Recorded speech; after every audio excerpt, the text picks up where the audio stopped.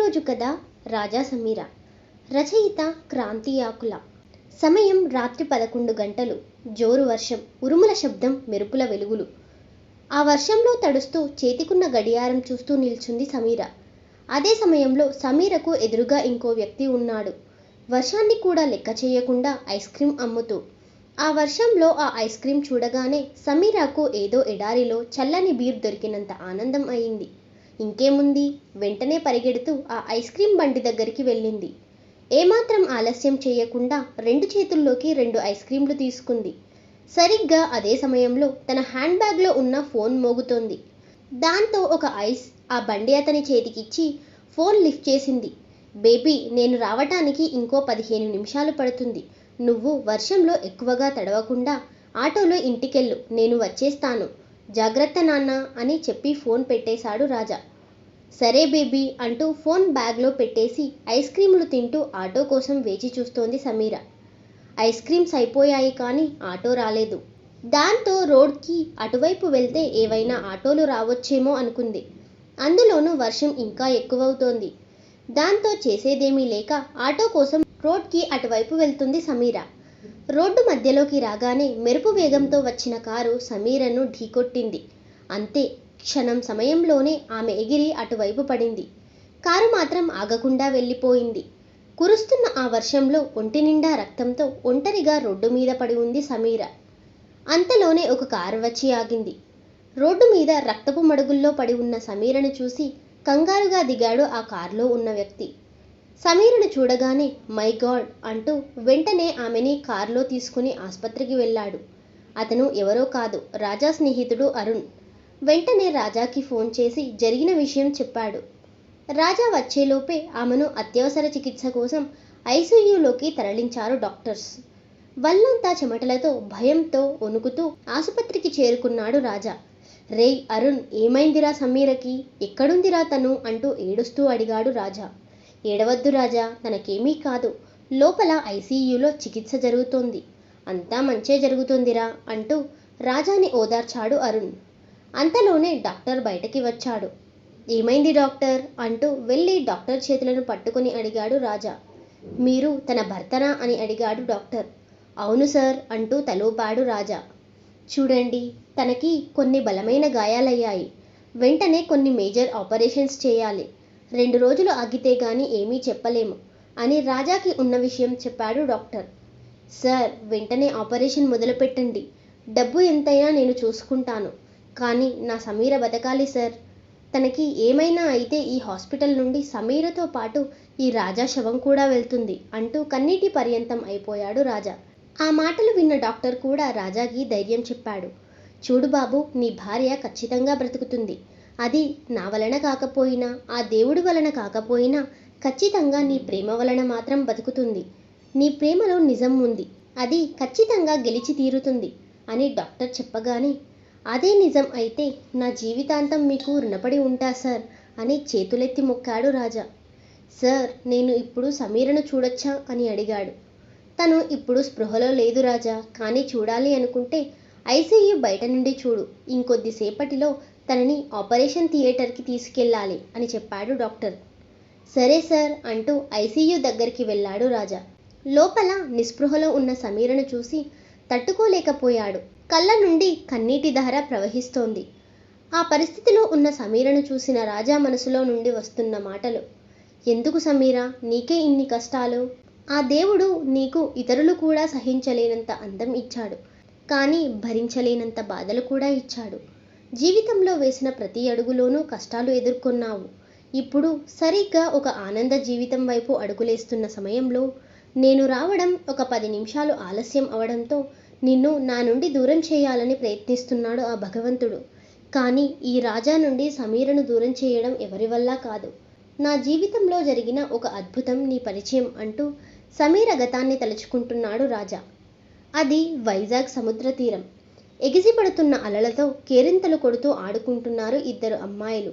వారిని చూస్తూ మురిసిపోతూ కూర్చున్నాడు వారి తండ్రి. అతని పేరు ఆనంద్.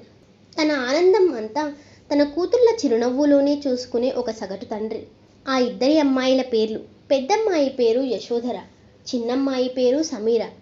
ఎన్నో ఒడిదుడుకులు, కష్టాల మధ్య సాగుతున్న ఆనంద్ జీవితం సమీర పుట్టగానే ఒక్కసారిగా మారిపోయింది. అతనికి మంచి జాబ్ దొరకడం, ఉన్న కష్టాలన్నీ ఒక్కసారిగా దూరం అవ్వడం, ఇలా ప్రతి ఒక్కటి సమీర పుట్టగానే కలిసొచ్చాయి. దాంతో సమీరని ఇంటి అదృష్ట దేవతగా భావించేవాడు ఆనంద్.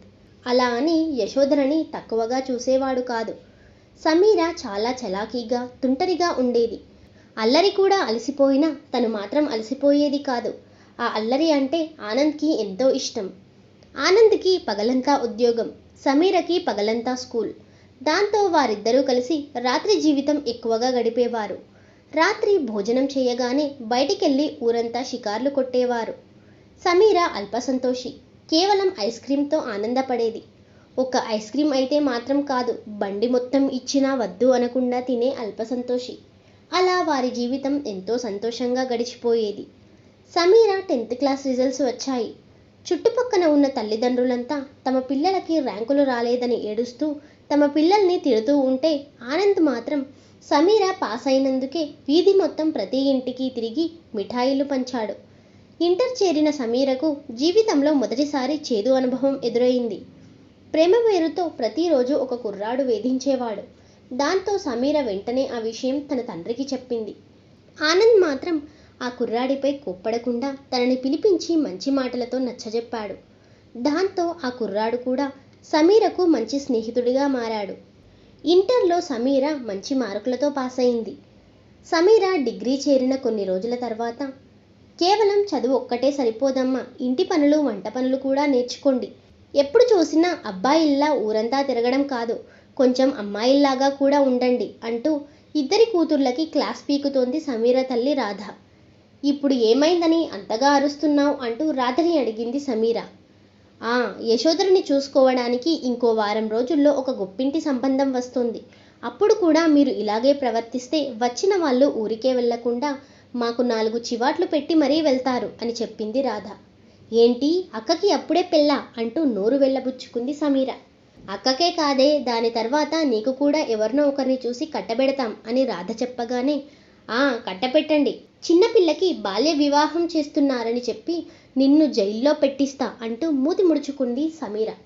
అంతలోనే సమీర తండ్రి అక్కడికి చేరుకున్నాడు. ఏంటి, తల్లి కూతుళ్ళు అప్పుడే మొదలెట్టారా అంటూ లోపలికి వచ్చాడు ఆనంద్. చూడు నాన్న, అక్కకి అప్పుడే పెళ్ళంట, నిజమేనా అని అడిగింది సమీర. అవును తల్లి, చాలా గొప్ప సంబంధం. అబ్బాయిది మంచి ఉద్యోగం, నెలకు 60,000 సంపాదన. ఆ ఇంటికి వెళ్తే యశోధర మనందరినీ మర్చిపోతుంది అని చెప్పగానే యశోధర అలిగి మౌనంగా కూర్చుంది.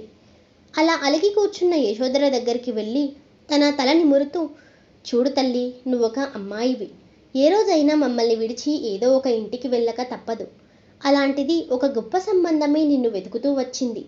మీ సుజాత అత్తయ్య భర్త రవి ఉన్నాడు చూడు, వారికి సొంత బంధువులు నిన్ను ఏదో ఫంక్షన్లో చూశారట. అప్పటి నుండి మీ మావయ్య రవి ద్వారా నన్ను అడుగుతూనే ఉన్నారు.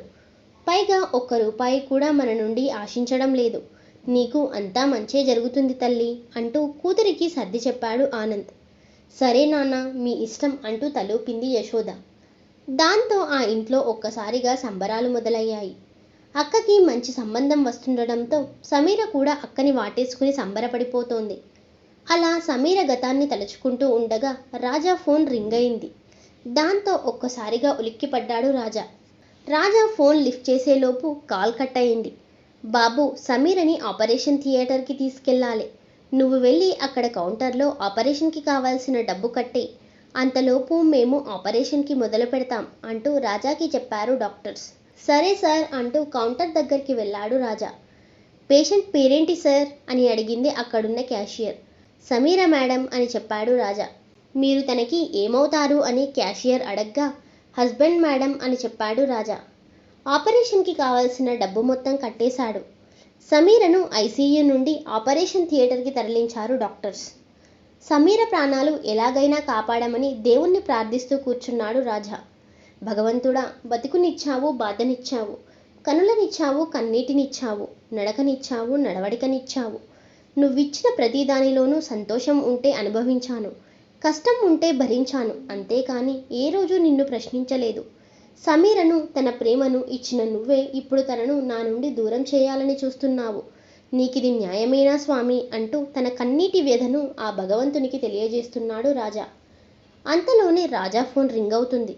ఇంతకుముందు వచ్చిన నంబర్ నుండే ఇప్పుడు కూడా కాల్ వస్తుంది. ఫోన్ లిఫ్ట్ చేసి హలో ఎవరు అని అడిగాడు రాజా. సమీర హస్బెండ్ని అని సమాధానమిచ్చాడు అవతలి వ్యక్తి. అంతే, ఆకాశం నుండి ఒక్కసారిగా ఉరుములు పిడుగుల శబ్దం. దాంతో రాజా కూడా స్తంభించిపోయాడు. నోటి నుండి మాట కూడా రావడం లేదు. దాంతో ఫోన్ కట్ చేసి బయటికెళ్ళి భయంకరంగా కురుస్తున్న ఆ వర్షంలో ఒంటరిగా తడుస్తూ కూర్చున్నాడు. అలా ఒంటరిగా కూర్చుని ఆలోచిస్తున్నాడు రాజా. అంతలోనే మరోసారి ఫోన్ రింగ్ అయింది. అదే నంబర్ నుండి. ఫోన్ లిఫ్ట్ చేసి మౌనంగా చెవి దగ్గర పెట్టుకున్నాడు రాజా. చూడు రాజా, నువ్వు నాతో మాట్లాడడానికి భయపడుతున్నావంటే తప్పు చేశావని అర్థం. నువ్వు తప్పు చేస్తే సమీర సంతోషంగా ఉండదు. అయినా మీ సుఖ సంతోషాల గురించి, మీ బాధల గురించి అడగడానికో వినడానికో నేను ఫోన్ చేయలేదు. ఇక్కడ నేను సమాధానం చెప్పాల్సిన వ్యక్తి ఒకరున్నారు. అతనే సమీర తండ్రి. తను తన కూతురు గురించి నన్ను ప్రశ్నిస్తే సమాధానం నీ దగ్గర ఉందని నేను చెప్పలేను. అందుకే నా నోటితో చెప్పలేక నీ దగ్గరికి పంపాను. అసలు జరిగిన విషయం నువ్వు చెప్పు. సమీర తల్లికి మరియు తండ్రికి మరియు ఈ సమాజానికి అంటూ ఫోన్ పెట్టేశాడు ఆ వ్యక్తి. ఆ వ్యక్తి సమీర తండ్రి గూర్చి మాట్లాడగానే రాజా తిరిగి సమీర గతాన్ని గుర్తు చేసుకుంటున్నాడు. యశోధర పెళ్లి చూపుల వేడుకకు ఇల్లంతా ముస్తాబయింది. పచ్చని తోరణాలు, రంగురంగుల బంతిపూలు, అందగత్తెల సొంత పొగడ్తలు, చిన్నపిల్లల ఆటపాటలు. పెళ్లి చూపులకే ఇంత హడావిడి ఉంటే మరి పెళ్లి సంగతేంటో అని అందరూ అనుకునేలా జరుగుతున్నాయి ఏర్పాట్లు. తన అక్క పెళ్లి చూపులకి ఇల్లంతా ముస్తాబు చేసి తన ఒళ్ళంతా సింగారించుకుంటోంది సమీర. యశోధర కూడా ఎంతో అందంగా మెరిసిపోతుంది. అంతలోనే పెళ్లివారి కారొచ్చి ఇంటెదుర ఆగింది. దాంతో హడావిడిగా వెళ్లారు ఆనంద్ మరియు ఈ సంబంధం తీసుకొచ్చిన యశోధర మావయ్య రవి. రండి అంటూ వారిని లోపలికి ఆహ్వానించారు. పెళ్లి కొడుకు తండ్రి లేకపోవడంతో కేవలం తన తల్లిని మాత్రమే తీసుకొచ్చాడు. పెళ్లి కొడుకు వచ్చాడని చెప్పగానే సమీర పరిగెడుతూ వచ్చి లోపలి నుండి తొంగి చూసింది. అంతే, ఒక్కసారిగా అలానే నిల్చుండిపోయింది. అక్కకి పెళ్లి చూపులు అనగానే వచ్చే వ్యక్తి గూర్చి ఎన్నో అంచనాలు వేసుకున్నారు ఆ అక్కా చెల్లెళ్ళు. కానీ వచ్చిన వ్యక్తి మాత్రం వారి అంచనాలకు పూర్తిగా భిన్నంగా ఉన్నాడు. యశోధర వయస్సు 21 సంవత్సరాలు. కానీ వచ్చిన వ్యక్తి వయస్సు సుమారు 35 సంవత్సరాలు ఉంటుంది. అందులోనూ బట్టతల, కింద పొట్ట కూడా ఉంది. దాంతో సమీర మనసులో ఆ దేవుణ్ణి ప్రార్థిస్తోంది. ఎలాగైనా ఆ వ్యక్తి తన అక్కకి భర్తగా రాకుండా చూడాలని కోరుకుంది. అంతలోనే సమీర తల్లి కంగారుగా బయటికి వచ్చి ఏవండి ఒకసారి లోపలికి రండి అంటూ సమీర తండ్రి ఆనంద్ని పిలిచింది. భార్య కంగారు చూసి ఏమైందే అంటూ లోపలికి వచ్చాడు ఆనంద్. సమీర కూడా తండ్రితో పాటు లోపలికి వెళ్ళింది. అక్కడ జడ నిండా పూలని, వంటి నిండా నగలని, కళ్ళ నిండా నీటిని, గుండె నిండా బాధని పెట్టుకుని ఏడుస్తూ కూర్చుంది యశోధర. ఏమైందమ్మా అంటూ యశోధరని అడిగాడు ఆనంద్. నాన్న, నాకు ఈ పెళ్లి వద్దు నాన్న, నన్ను క్షమించండి అంటూ తండ్రిని కోరింది. ఏంటమ్మా నువ్వు మాట్లాడేది? ఈ సమయంలో ఇలా మాట్లాడుతున్నావేంటి అంటూ తన కూతురిని అడిగాడు ఆనంద్. నాన్న, నేనొక అతన్ని ప్రేమిస్తున్నాను. అతనితోనే నా జీవితం సంతోషంగా ఉంటుంది. ఇప్పుడు ఇతన్ని పెళ్లి చేసుకుని జీవితాంతం బాధపడుతూ బతకలేను నాన్న అని చెప్పింది. దాంతో ఆనంద్తో పాటు అక్కడున్న వారంతా షాక్కి గురయ్యారు. సమీరకి మాత్రం ఏదో చిన్న ఆనందం. ఎందుకంటే బయట కూర్చున్న ఆ వయసు మళ్ళిన వ్యక్తి యశోధరకి భర్తగా రావడం సమీరకి ఏమాత్రం ఇష్టం లేదు. కానీ సమీర తండ్రి మాత్రం ఏం మాట్లాడాలో తెలియని పరిస్థితిలో ఉండిపోయాడు. ఈ విషయం మరి ముందే ఎందుకు చెప్పలేదు అంటూ కూతురి మీద కోపడ్డాడు. భయం నాన్న, భయంతోనే చెప్పలేదు అని సమాధానమిచ్చింది యశోధర. మరి ఇప్పుడెందుకు చెప్తున్నావు అని అడిగాడు ఆనంద్. ఇప్పుడు కూడా భయమే నాన్న, కాకపోతే అప్పటి భయంలో మీ మీద గౌరవం ఉంది. కానీ ఇప్పుడు జీవితం మీద ఆశతో భయపడుతున్నాను. నా ఆశల్ని చంపి నా జీవితాన్ని నా నుండి దూరం చేయొద్దు నాన్న అంటూ తండ్రి కాళ్ళ మీద పడి ఏడ్చేసింది యశోధర. ఒక్కసారిగా ఆ తండ్రి చలనం లేని రాతి బొమ్మలా ఉండిపోయాడు. ఈ పరిస్థితినంతా గమనించిన యశోధర మావయ్య రవి యశోధరకి నచ్చజెప్పసాగాడు. కానీ ఆమె ఎవరి మాట వినే పరిస్థితిలో లేదు. దాంతో బయట కూర్చున్న వారికి ఏం సమాధానం చెప్పాలో అని ఆలోచిస్తున్నారు ఆనంద్ మరియు రవి. యశోధర చేసిన పనికి రవి ఆనంద్ని సూటిపోటి మాటలతో బాధపెడుతున్నాడు. నేను ఇంత మంచి సంబంధం తెస్తే మీరు ఇచ్చే గౌరవం ఇదేనా? ఇప్పుడు నేను వారితో ఏం చెప్పాలి అంటూ ఆనంద్ని అడిగాడు రవి. ఆ మాటలకి ఆనంద్ కుంగిపోతున్నాడు. అప్పుడే రవికి ఇంకొక ఉపాయం దొరికింది. అదే మాట ఆనంద్కి చెప్పాడు. బావగారు, యశోధర స్థానంలో సమీరని కూర్చోబెడదాం. నేను వారిని ఎలాగైనా ఒప్పిస్తా అంటూ తన మనసులో మాట చెప్పాడు రవి. దాంతో ఆనంద్ ఒక్కసారిగా ఆలోచనలో పడిపోయాడు. ఆ మాట విన్న సమీర గుండె ఆగినంత పనైంది. కానీ సమీరకు తెలుసు, తన తండ్రి తనకి ఇష్టం లేకుండా ఏ నిర్ణయం తీసుకోడని. రవి ఇచ్చిన ఆ సలహాకి సమాధానమిస్తూ ఇలా అన్నాడు ఆనంద్. చూడు రవి, నువ్వు చెప్పింది చాలా బాగుంది, కానీ సమీర వయసులో చాలా చిన్నది. తనకి ఇప్పుడే పెళ్లి చేయడం సరికాదేమో అని తన మనసులో మాట చెప్పాడు. బావ, ఎవరైనా ఏదో ఒక సందర్భంలో అన్ని విషయాలు తెలుసుకోక తప్పదు. కానీ సమీరది తెలుసుకోలేనంత వయసు కాదు. పైగా తను చాలా తెలివైనది. తనలాంటి అమ్మాయిని ఎవరైనా కోడలిగా అంగీకరిస్తారు. పైగా ఇప్పుడు వచ్చింది చాలా గొప్ప సంబంధం. కాబట్టి సమీర జీవితాంతం సంతోషంగా సుఖంగా ఉంటుంది అని చెప్పాడు రవి. ఆ మాటలు విన్న తర్వాత ఆనంద్కి కూడా కొంచెం ధైర్యం వచ్చింది. రవి, నువ్వు చెప్పింది నిజమే. నా పెద్ద కూతురికి దక్కని అదృష్టం నా చిన్న కూతురికి దక్కుతోంది. నువ్వు వెంటనే పెళ్లివారికి చెప్పు, సమీరనే వారింటి కోడలిగా పంపుదాం అని చెప్పాడు ఆనంద్. ఆ మాటలు విన్న సమీర ఒక్కసారిగా స్తంభించిపోయింది. బయటికి రాని కన్నీటిని కంటి కింద, మాటలు రాని మౌనాన్ని పంటి కింద, చెప్పుకోలేని బాధని మనసు నిండా, భరించలేని నిజాన్ని బరువెక్కిన గుండెతో తట్టుకుని తండ్రి వైపు దీనంగా చూస్తోంది. సమీరను చూసిన ఆనంద్ తనతో ఇలా చెప్పాడు. తల్లి, ఇప్పటి వరకు నీకేమి నచ్చితే అదే ఇచ్చాను. నీ సంతోషం నా సంతోషంగా భావించాను. నువ్వు నవ్వితే నవ్వాను, ఏడిస్తే ఏడ్చాను. కానీ ఇప్పుడు మాత్రం నీ ప్రమేయం లేకుండా ఒక నిర్ణయం తీసుకున్నాను. అది కూడా నీ సంతోషం కోసమే. నువ్వు ఈ పెళ్లి చేసుకుని సంతోషంగా ఉంటే నేను కూడా ఇక్కడ అంతే సంతోషంగా ఉంటాను. దయచేసి ఈ పెళ్లికి ఒప్పుకొని నా మాటను నిలబెట్టు తల్లి అంటూ సమీరని అడిగాడు ఆనంద్. ఈ ప్రపంచంలో ఏ ప్రశ్నకి అయినా 2 సమాధానాలు ఉంటాయి. ఒకటి అవును, 2 కాదు అని. కానీ సమీర ముందున్న ప్రశ్నకి మాత్రం ఒకటే సమాధానం. దాంతో చేసేదేమీ లేక పెళ్లి కూతురు అన్న పాత్రకి అంగీకారం తెలిపింది సమీర. దాంతో ఊపిరి పీల్చుకుని తన కూతురి నుదుటిని ముద్దు పెట్టుకుని తన కృతజ్ఞతలు తెలిపాడు ఆనంద్. అసలు తన అక్కకి భర్తగా రాకూడదని భావించిన వ్యక్తి ముందు తానే పెళ్లి కూతురుగా నిల్చుంది సమీర. సమీర బాగా నచ్చడంతో వెంటనే పెళ్లి ముహూర్తం కూడా నిశ్చయించుకున్నారు ఇరు కుటుంబాలు. కొన్ని రోజుల తర్వాత ఇన్నాళ్ళు చిరునవ్వుతో వెలిగిన సమీర ముఖం ఇప్పుడు వాడిపోయిన పువ్వులా మిగిలిపోయింది. కనులెరగని కన్నీటిని, మనసెరగని బాధని, జీవితమెరుగని అనుభవాలని అమాయకులైన మనుషులకి అనుకోని బహుమతులుగా ఇస్తుంటాడు ఆ దేవుడు. ఆ బహుమతుల తాలూకు కష్టమైన, సుఖమైన ఒక క్షణం ఉండొచ్చు, ఒక రోజు ఉండొచ్చు, ఒక జీవితమే ఉండొచ్చు. మరి సమీరకి ఆ దేవుడిచ్చిన అనుకోని బహుమతే ఈ పెళ్లి. దాన్ని తలుచుకుంటూ సమీర బాధపడేలోపే పెళ్లి ముహూర్తం వచ్చేసింది. సమీర వెడ్స్ విజయ్. గోదారి గట్టున ప్రకృతి వేసిన పందిరి, పూలతో అల్లిన తోరణాలు, మేళతాళాల శబ్దాలు, ఆర్కెస్ట్రా పాటలు, చిన్నపిల్లల ఆటలు, ఆత్మీయ పలకరింపులు, విలువైన చదివింపులు, విందు భోజనాలు, వేచి చూస్తున్న జనాలు. ఒక పెళ్లికి కావలసిన అన్ని హంగులు ఉన్నాయి. బ్యాక్గ్రౌండ్లో వస్తున్న తాళి కట్టు శుభవేళ, మెడలో కళ్యాణమాల అన్న పాటతో సహా. కానీ ఆ 3 ముళ్ళు పడాల్సిన వధువు మాత్రం తన తండ్రి కోసం బయటికి నవ్వుతూ, లోపల చస్తూ పెళ్లిపీటల మీద కూర్చుంది. మనకు నచ్చని విషయం భరించడమే ఒక బాధ అయితే దాన్ని నవ్వుతూ స్వీకరించడం ఎంత కష్టమో పెళ్లిపీటల మీద కూర్చున్న సమీర మనసుని అడిగితే చెప్తుంది. సమీర ఎదురుగా కూర్చున్న విజయ్ మాత్రం చాలా సంతోషంగా ఉన్నాడు. తన కలలో కూడా ఊహించని ఒక అందాల భామ తన భార్యగా వస్తున్నందుకు. పంతులు చదువుతున్న పెళ్లి మంత్రాలు మాంగళ్య ధారణకు చేరుకున్నాయి. అందరూ అరచేతిలో అక్షింతలతో రెడీగా ఉన్నారు. తాళిని 2 చేతులతో పట్టుకుని 3 చుట్లు తిరిగి సమీర మెడలో 3 ముళ్ళు వేస్తున్నాడు విజయ్.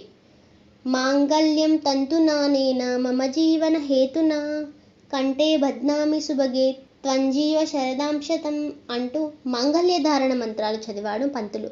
అసలు ఈ మాంగళ్యధారణ మంత్రానికి అర్థం ఏంటంటే, నా సుఖజీవనానికి హేతువైన ఈ సూత్రంతో మాంగళ్యాన్ని నీ మెడలో కడుతున్నాను. నీవు 100 ఏళ్లు వర్ధిల్లు అంటూ వధువుకు వరుడు చేసే ప్రమాణం. మరి సమీర మెడలో 3 ముళ్ళు వేసి ప్రమాణం చేసిన విజయ్ ఆ ప్రమాణాన్ని ఎంతవరకు నిలబెట్టుకుంటాడో చూడాలి. అలా సమీర గతాన్ని తలుచుకుంటూ ఉండగా ఉలిక్కిపడ్డాడు రాజా. కారణం, జేబులో ఉన్న రాజా ఫోన్ మోగుతుంది. జేబులో ఉన్న ఫోన్ తీసుకుని నంబర్ చూశాడు రాజా. ఇదివరకు వచ్చిన నంబర్ అయితే కాదు, కొత్త నంబర్ కావడంతో ఫోన్ లిఫ్ట్ చేసి హలో ఎవరు అని అడిగాడు. నేను సమీర తండ్రిని అని సమాధానమిచ్చాడు అవతలి వ్యక్తి. ప్రాణాపాయంలో ఉన్న సమీర గూర్చి అడిగితే ఏం చెప్పాలో తెలియని భయంతో చెప్పండి సార్ అంటూ సమాధానమిచ్చాడు రాజా. నా కూతురిని చూడాలి, దానికోసమే ఇంత దూరం ప్రయాణం చేసి ఇక్కడికి వచ్చాను. మీరు ఎక్కడున్నారో చెప్తే అక్కడికి వస్తాను అని చెప్పాడు సమీర తండ్రి. దాంతో రాజాకి ఏమి మాట్లాడాలో అర్థం అవ్వడం లేదు. కానీ కూతురు కోసం ఇంత దూరం వచ్చిన తండ్రికి నిజం చెప్పడమే న్యాయం అని భావించాడు రాజా. సార్, సమీరకి యాక్సిడెంట్ అయింది. ప్రస్తుతం తను ఆపరేషన్ థియేటర్లో ప్రాణాలతో పోరాడుతుంది అని జరిగిన నిజం చెప్పాడు రాజా. దాంతో ఒక్కసారిగా కుప్పకూలిపోయాడు ఆనంద్. ఇప్పుడు నా కూతురు ఎక్కడుంది, తనని నేను చూడాలి అని గుండెలు పగిలేలా రోదిస్తూ అడిగాడు ఆనంద్. సార్, సమీరకి ఏమీ కాదు, మీరు వెంటనే ఇక్కడికి రండి అంటూ హాస్పిటల్ అడ్రస్ చెప్పి ఫోన్ పెట్టేశాడు రాజా. ఫోన్లో సమీర ఫోటో చూసుకుంటూ సమీర జీవితంలో జరిగిన అన్యాయాన్ని తలుచుకుంటున్నాడు రాజా. ఎంతో అంగరంగ వైభవంగా సమీర విజయ్ల పెళ్లి జరిగిపోయింది. అప్పగింతలు కూడా అయిపోయాయి. పెళ్లి జరిగిన 2 రోజులకి తల్లిదండ్రులకి దూరంగా వెళ్ళిపోయింది సమీర. అలాగే సమీరను కష్టాల్లో ఊబిలో పడేయడానికి ఆ దేవుడు కూడా పెద్దగా సమయం తీసుకోలేదు. పెళ్ళైన వారం రోజుల్లోనే సమీరకి గుండె పగిలేంత నిజం తెలిసింది. విజయ్ క్రమం తప్పకుండా ప్రతిరోజు మాత్రలు మందులు తీసుకునేవాడు. దాంతో సమీరకి అనుమానం వచ్చి విజయ్ని నిలదీసింది. అప్పుడే తెలిసింది విజయ్ మందులు మాత్రలు వాడితే తప్ప నయం కాని రోగంతో బాధపడుతున్నాడని. ఇంకో నిజం ఏంటంటే తన వయసు 40 సంవత్సరాలు. అప్పటికి సమీర వయసు 19 సంవత్సరాలు. కానీ ఆ నిజాన్ని సమీర ఎంతో ఓపికతో భరించింది. ప్రతిరోజు భర్తకి క్రమం తప్పకుండా మాత్రలు వేయించేది, దగ్గరుండి చూసుకునేది. కానీ కొన్ని రోజుల తర్వాత విజయ్ మద్యం తాగడం మొదలుపెట్టాడు. దాంతో విజయ్ ఆరోగ్యం దృష్ట్యా అది మంచిది కాదు అని భావించిన సమీర విజయ్ని మద్యం మానేయమని కోరింది. కానీ విజయ్ దానికి ఒప్పుకోలేదు. పైగా సమీర మీద చేయి కూడా చేసుకునేవాడు. అయినా కూడా సమీర విజయ్ని అలాగే భరిస్తూ వచ్చింది.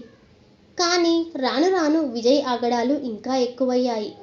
తన ఆఫీస్లో పనిచేసే అమ్మాయిల్ని ఇంటికి తీసుకొచ్చి వారితో కలిసి మద్యం తాగడం లాంటివి చేసేవాడు. పైగా వారిలో ఒక ఆమెతో అక్రమ సంబంధం కూడా పెట్టుకున్నాడు. అవన్నీ భరించలేని సమీర ఒకరోజు విజయ్ని నిలదీసింది. ఎందుకు మీరు ఇలా ప్రవర్తిస్తున్నారు? మీలో ఉన్న ప్రతి లోపాన్ని భరిస్తున్నాను, ప్రతి తప్పుని సహిస్తున్నాను. అయినా కూడా ఎందుకు నన్ను ఇంత మానసిక క్షోభకి గురి చేస్తున్నారు? అసలు నన్ను ఎందుకు పెళ్లి చేసుకున్నారు అని విజయ్ని ప్రశ్నించింది సమీర. దానికి విజయ్ చెప్పిన సమాధానం, నా ఆస్తిని, నా ఉద్యోగాన్ని, నా సంపాదనని చూసి నిన్ను నా చేతిలో పెట్టాడు మీ నాన్న. నీ అందం చూసి నిన్ను పెళ్లి చేసుకున్నా నేను. ఎందుకంటే ఈ సమాజానికి చూపించడానికి నాకొక అందమైన భార్య కావాలి. అందుకే నిన్ను చేసుకున్నాను అని చెప్పాడు విజయ్. అయితే ఇప్పటి నుండి నేను కూడా కేవలం సమాజం దృష్టిలోనే నీ భార్యగా ఉంటాను. అంతేకాని ఇంటి లోపల నీకు నాకు ఎటువంటి సంబంధం లేదు. ఇప్పటి నుండి ఈ 4 గోడల మధ్యలోనే బతుకుతాను అని గట్టిగా సమాధానం ఇచ్చింది సమీర. ఆ రోజు నుండి వారు కేవలం సమాజం కోసమే భార్యాభర్తలుగా బతికేవారు. కానీ సమీర మాత్రం తనకి జరిగిన అన్యాయాన్ని తలుచుకుని ప్రతిరోజు కుమిలిపోయేది. 19 సంవత్సరాల వయసులోనే జీవితంలో ఉన్న చిన్ని చిన్ని ఆనందాలన్నీ కోల్పోయి 4 గోడల మధ్య నలిగిపోయేది. సమీరని కనీసం పక్కింటికి కూడా పంపడానికి ఇష్టపడేవాడు కాదు విజయ్. పెళ్లికి ముందు తన ఊహల ప్రపంచంలో తనకి నచ్చినట్టు బతికేది సమీర.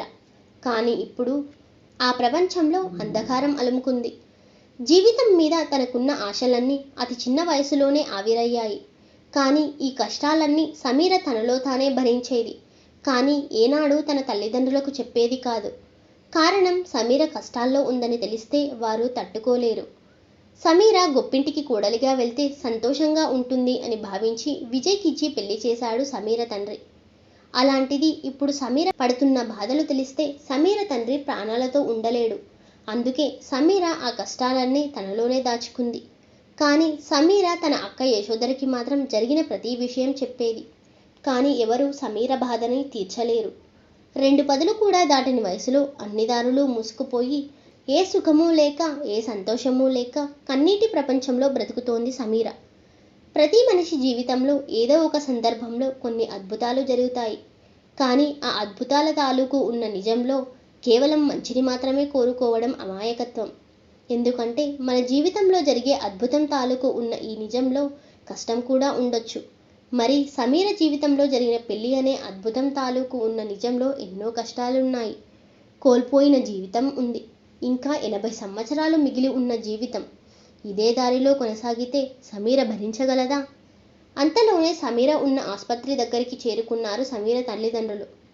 ఆసుపత్రిలో రిసెప్షన్ వద్ద సమీర గూర్చి అడుగుతున్న ఆమె తల్లిదండ్రులను చూసి అక్కడికి వెళ్ళాడు రాజా. సార్, సమీరకి లోపల ఆపరేషన్ జరుగుతోంది అని చెప్పాడు. నువ్వెవరు అని అడిగాడు ఆనంద్. రాజా అంటే నేనే సార్ అని చెప్పాడు రాజా. అసలు నువ్వు ఎవరు? నా కూతురి జీవితంలోకి ఎందుకొచ్చావు అన్న సమీర తండ్రి మాటలకి రాజా మౌనంగా ఉన్నాడు. దాంతో రాజా మౌనాన్ని ఇంకా గట్టిగా ప్రశ్నించాడు సమీర తండ్రి. మీ వల్లనే సార్, మీరు చేసిన తప్పుల వల్లనే సమీర ఇక్కడి దాకా వచ్చింది అని గట్టిగా సమాధానమిచ్చాడు రాజా. ఏంటి నువ్వు మాట్లాడేది? నా కూతురు విషయంలో నేను తప్పు చేయడం ఏంటి అని అడిగాడు ఆనంద్. అవును సార్, మీరే చేశారు తప్పు. ఒక చిన్న వస్తువుని కూడా సమీరకి నచ్చిందా లేదా అని 10 సార్లు అడిగే మీరు భర్త విషయంలో మాత్రం ఒక్క మాట కూడా అడగకుండా తనకి ఆ వ్యక్తితో పెళ్లి చేశారు. కేవలం మీకోసం ఆ పెళ్లి చేసుకున్న సమీర ఆ తర్వాత ఎన్ని కష్టాలు అనుభవించిందో తెలుసా అంటూ సమీర పడుతున్న కష్టాలను ఆనంద్కి వివరించాడు రాజా. తన కూతురు పడుతున్న కష్టాలను విని బోరున విలపించాడు ఆనంద్. బాబు, ఇన్ని కష్టాలు పడుతున్న మా కూతురు ఏ రోజు మాతో ఒక్క మాట కూడా చెప్పుకోలేదు. కానీ తను నీకు చెప్పింది. నీతో తన కష్టాలన్నీ చెప్పుకుంది. నీకోసం ఇంత దూరం వచ్చింది అంటే నువ్వు తన జీవితంలో ఒక ముఖ్యమైన వ్యక్తి అయ్యుంటావు. అసలు నీకు సమీరకి ఎలా పరిచయం? తను ఇంత దూరం నీకోసం ఎందుకు వచ్చింది? తన కోసం ఎందుకు నువ్వు ఇంతలా ఆరాటపడుతున్నావు అని రాజాని ప్రశ్నించింది సమీర తల్లి రాధ. సమీరతో తన పరిచయాన్ని, జరిగిన గతాన్ని వారికి చెప్తున్నాడు రాజా. సమీర గతం. ఆఫీస్కి వెళ్ళడానికి సిద్ధమవుతున్నాడు విజయ్. ఏవండి, ఇంట్లోనే ఒంటరిగా ఉండడం నాకు చాలా ఇబ్బందిగా ఉంది. నేను కూడా ఏదో ఒక జాబ్ చూసుకుని ఉద్యోగానికి వెళ్తానండి అని అడిగింది సమీర. ఏం అవసరం లేదు, ఇంట్లోనే కూర్చో. నీకు అంతలా ఇబ్బంది అయితే చెప్పు, నేను కూడా జాబ్ మానేసి నీతో పాటు ఇంట్లోనే ఉంటా. అంతేకాని నువ్వు మాత్రం ఇంటి గడప దాటి వెళ్ళడానికి వీల్లేదు అంటూ కోపంగా చెప్పి వెళ్ళిపోయాడు విజయ్. ఆ మాటలకి సమీర ఇంకా కుంగిపోయింది. పెళ్లి కాకముందు సమీరకి జీవితం మీద ఎన్నో ఆశలు. బాగా చదువుకోవాలి, మంచి భర్త రావాలి, మంచి జాబ్ చేయాలి. పెళ్లికి ముందు తండ్రితో చూసిన అర్ధరాత్రి ప్రపంచాన్ని, పెళ్లి తర్వాత భర్తతో చూడాలని ఎన్నెన్నో కలలు కనింది. కానీ ఆ కలలన్నీ నేడు కన్నీరుగా మారాయి. సుఖము సంతోషము లేక బాధలు బాధ్యతలు మధ్య నలిగిపోతూ 4 గోడల మధ్య నరకం అనుభవిస్తోంది. అలా తన కష్టాలను కన్నీటి రూపంలో బయటికి తెస్తున్న సమీరకి అనుకోకుండా ఒక కొత్త నంబర్ నుండి ఫోన్ వచ్చింది. అసలే ఉన్న కష్టాలు చాలవన్నట్లు కొత్త కష్టాలు ఎందుకులే అని ఫోన్ కట్ చేసింది. 2 నిమిషాల తర్వాత అదే నెంబర్ నుండి ఫోన్ వచ్చింది. దాంతో లిఫ్ట్ చేసి హలో ఎవరు అంటూ కోపంగా అడిగింది సమీర. హలో, నేనండి రాజాని అని చెప్పాడు అవతలి వ్యక్తి. రాజానా? రాజా ఎవరు? నాకు తెలీదు అంటూ ఫోన్ పెట్టేసింది సమీర. 1 నిమిషం తర్వాత మళ్ళీ ఫోన్ రింగ్ అయింది అదే నంబర్ నుండి. దాంతో సమీరకి కోపం వచ్చి ఫోన్ లిఫ్ట్ చేసి నోటికి వచ్చినట్టు తిట్టి ఫోన్ పెట్టేసింది. ఆ తర్వాత అదే నంబర్ నుండి సమీరకి ఒక మెసేజ్ వచ్చింది. చూడండి, మీరు తిట్టినందుకు నాకు బాధగా లేదు. ఎందుకంటే మీరు నా మీదున్న కోపంతో తిట్టలేదు. మీ జీవితం మీదున్న అసంతృప్తితో బాధతో తిట్టారు. ఆ విషయం నేను అర్థం చేసుకోగలను అని మెసేజ్ వచ్చింది. దాంతో సమీర ఆశ్చర్యపోయింది. అసలు తన జీవితం గూర్చి, తన కష్టాల గూర్చి ఆ వ్యక్తికి ఎలా తెలుసు అని. ఆ విషయం గురించే ఆలోచిస్తూ కూర్చుంది. చివరికి దిక్కుతోచక ఆ వ్యక్తికే ఫోన్ చేసింది. హలో, ఎవరు మీరు? నా గూర్చి మీకెలా తెలుసు? నేను కష్టాల్లో ఉన్నట్లు మీకెవరు చెప్పారు అని అడిగింది సమీర. సరిగ్గా 30 రోజుల క్రితం వైజాగ్ ట్రైన్లో ఫోన్ పోయిందని కంగారుగా వెతుకుతున్న మీకు మీ ఫోన్ని తెచ్చి ఇచ్చాడు ఒక వ్యక్తి. గుర్తున్నాడా? ఆ వ్యక్తిని నేనే. నా పేరు రాజా అని చెప్పాడు ఆ వ్యక్తి. హో, మీరేనా? సారీ అండి, ఆ రోజు స్టేషన్ రావడంతో కంగారుగా దిగి వెళ్ళిపోయాను. కనీసం మీ పేరు కూడా అడగలేదు అని చెప్పింది సమీర. మీకొక నిజం చెప్పాలి. ఆ రోజు మీ ఫోన్ పోలేదు. నేనే కావాలని తీసుకున్నా మీ ఫోన్ నంబర్ కోసం అని చెప్పాడు రాజా. దాంతో సమీరకి కోపం వచ్చింది. అవునా, అసలు నా నంబర్తో పనేంటి అండి మీకు? అయినా నా జీవితంలో ఉన్న కష్టాల గురించి కూడా మీకు తెలుసు. ఎలా తెలుసు అవన్నీ అని అడిగింది సమీర. ఆ రోజు ట్రైన్లో మీరు మీ అక్కతో చెప్తున్నారుగా, అప్పుడు నేను మీ వెనకున్న బెర్త్లోనే ఉన్నాను. అప్పుడే మీ జీవితంలో జరుగుతున్న విషయాలన్నీ విన్నాను. ఆ విషయాలు నన్ను చాలా బాధించాయి.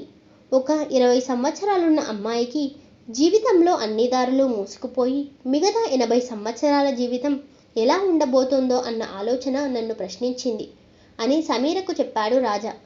నా జీవితం, నా కర్మ, నా కష్టం నేను భరించక తప్పదు. ఒకరి జాలి, దయ నాకొద్దు అని చెప్పింది సమీర. మీరు తప్పుగా అర్థం చేసుకుంటున్నారు. నేను మీ మీద జాలి చూపించడానికి ఫోన్ చేయలేదు, మీ కష్టం వినడానికి ఫోన్ చేశాను. ఆ మాట విని ఆశ్చర్యపోయింది సమీర. ఏంటి మీరు మాట్లాడేది అని రాజాని అడిగింది. నిజం. మన 4 అక్షరాల జీవితం నలుగురు మధ్యలో ఉంటుంది. ఆ నలుగురిలో ఒకరు బాధ భరించేవారు, 2 బాధ పెట్టేవారు, 3 బాధని దూరం చేసేవారు, 4 మన బాధని వినేవారు. నేను మీ బాధని దూరం చేయలేనేమో కానీ ఆ బాధలు వినడం వలన వాటి తాలూకు ఉన్న భారాన్ని కొంచెమైనా తగ్గించగలను.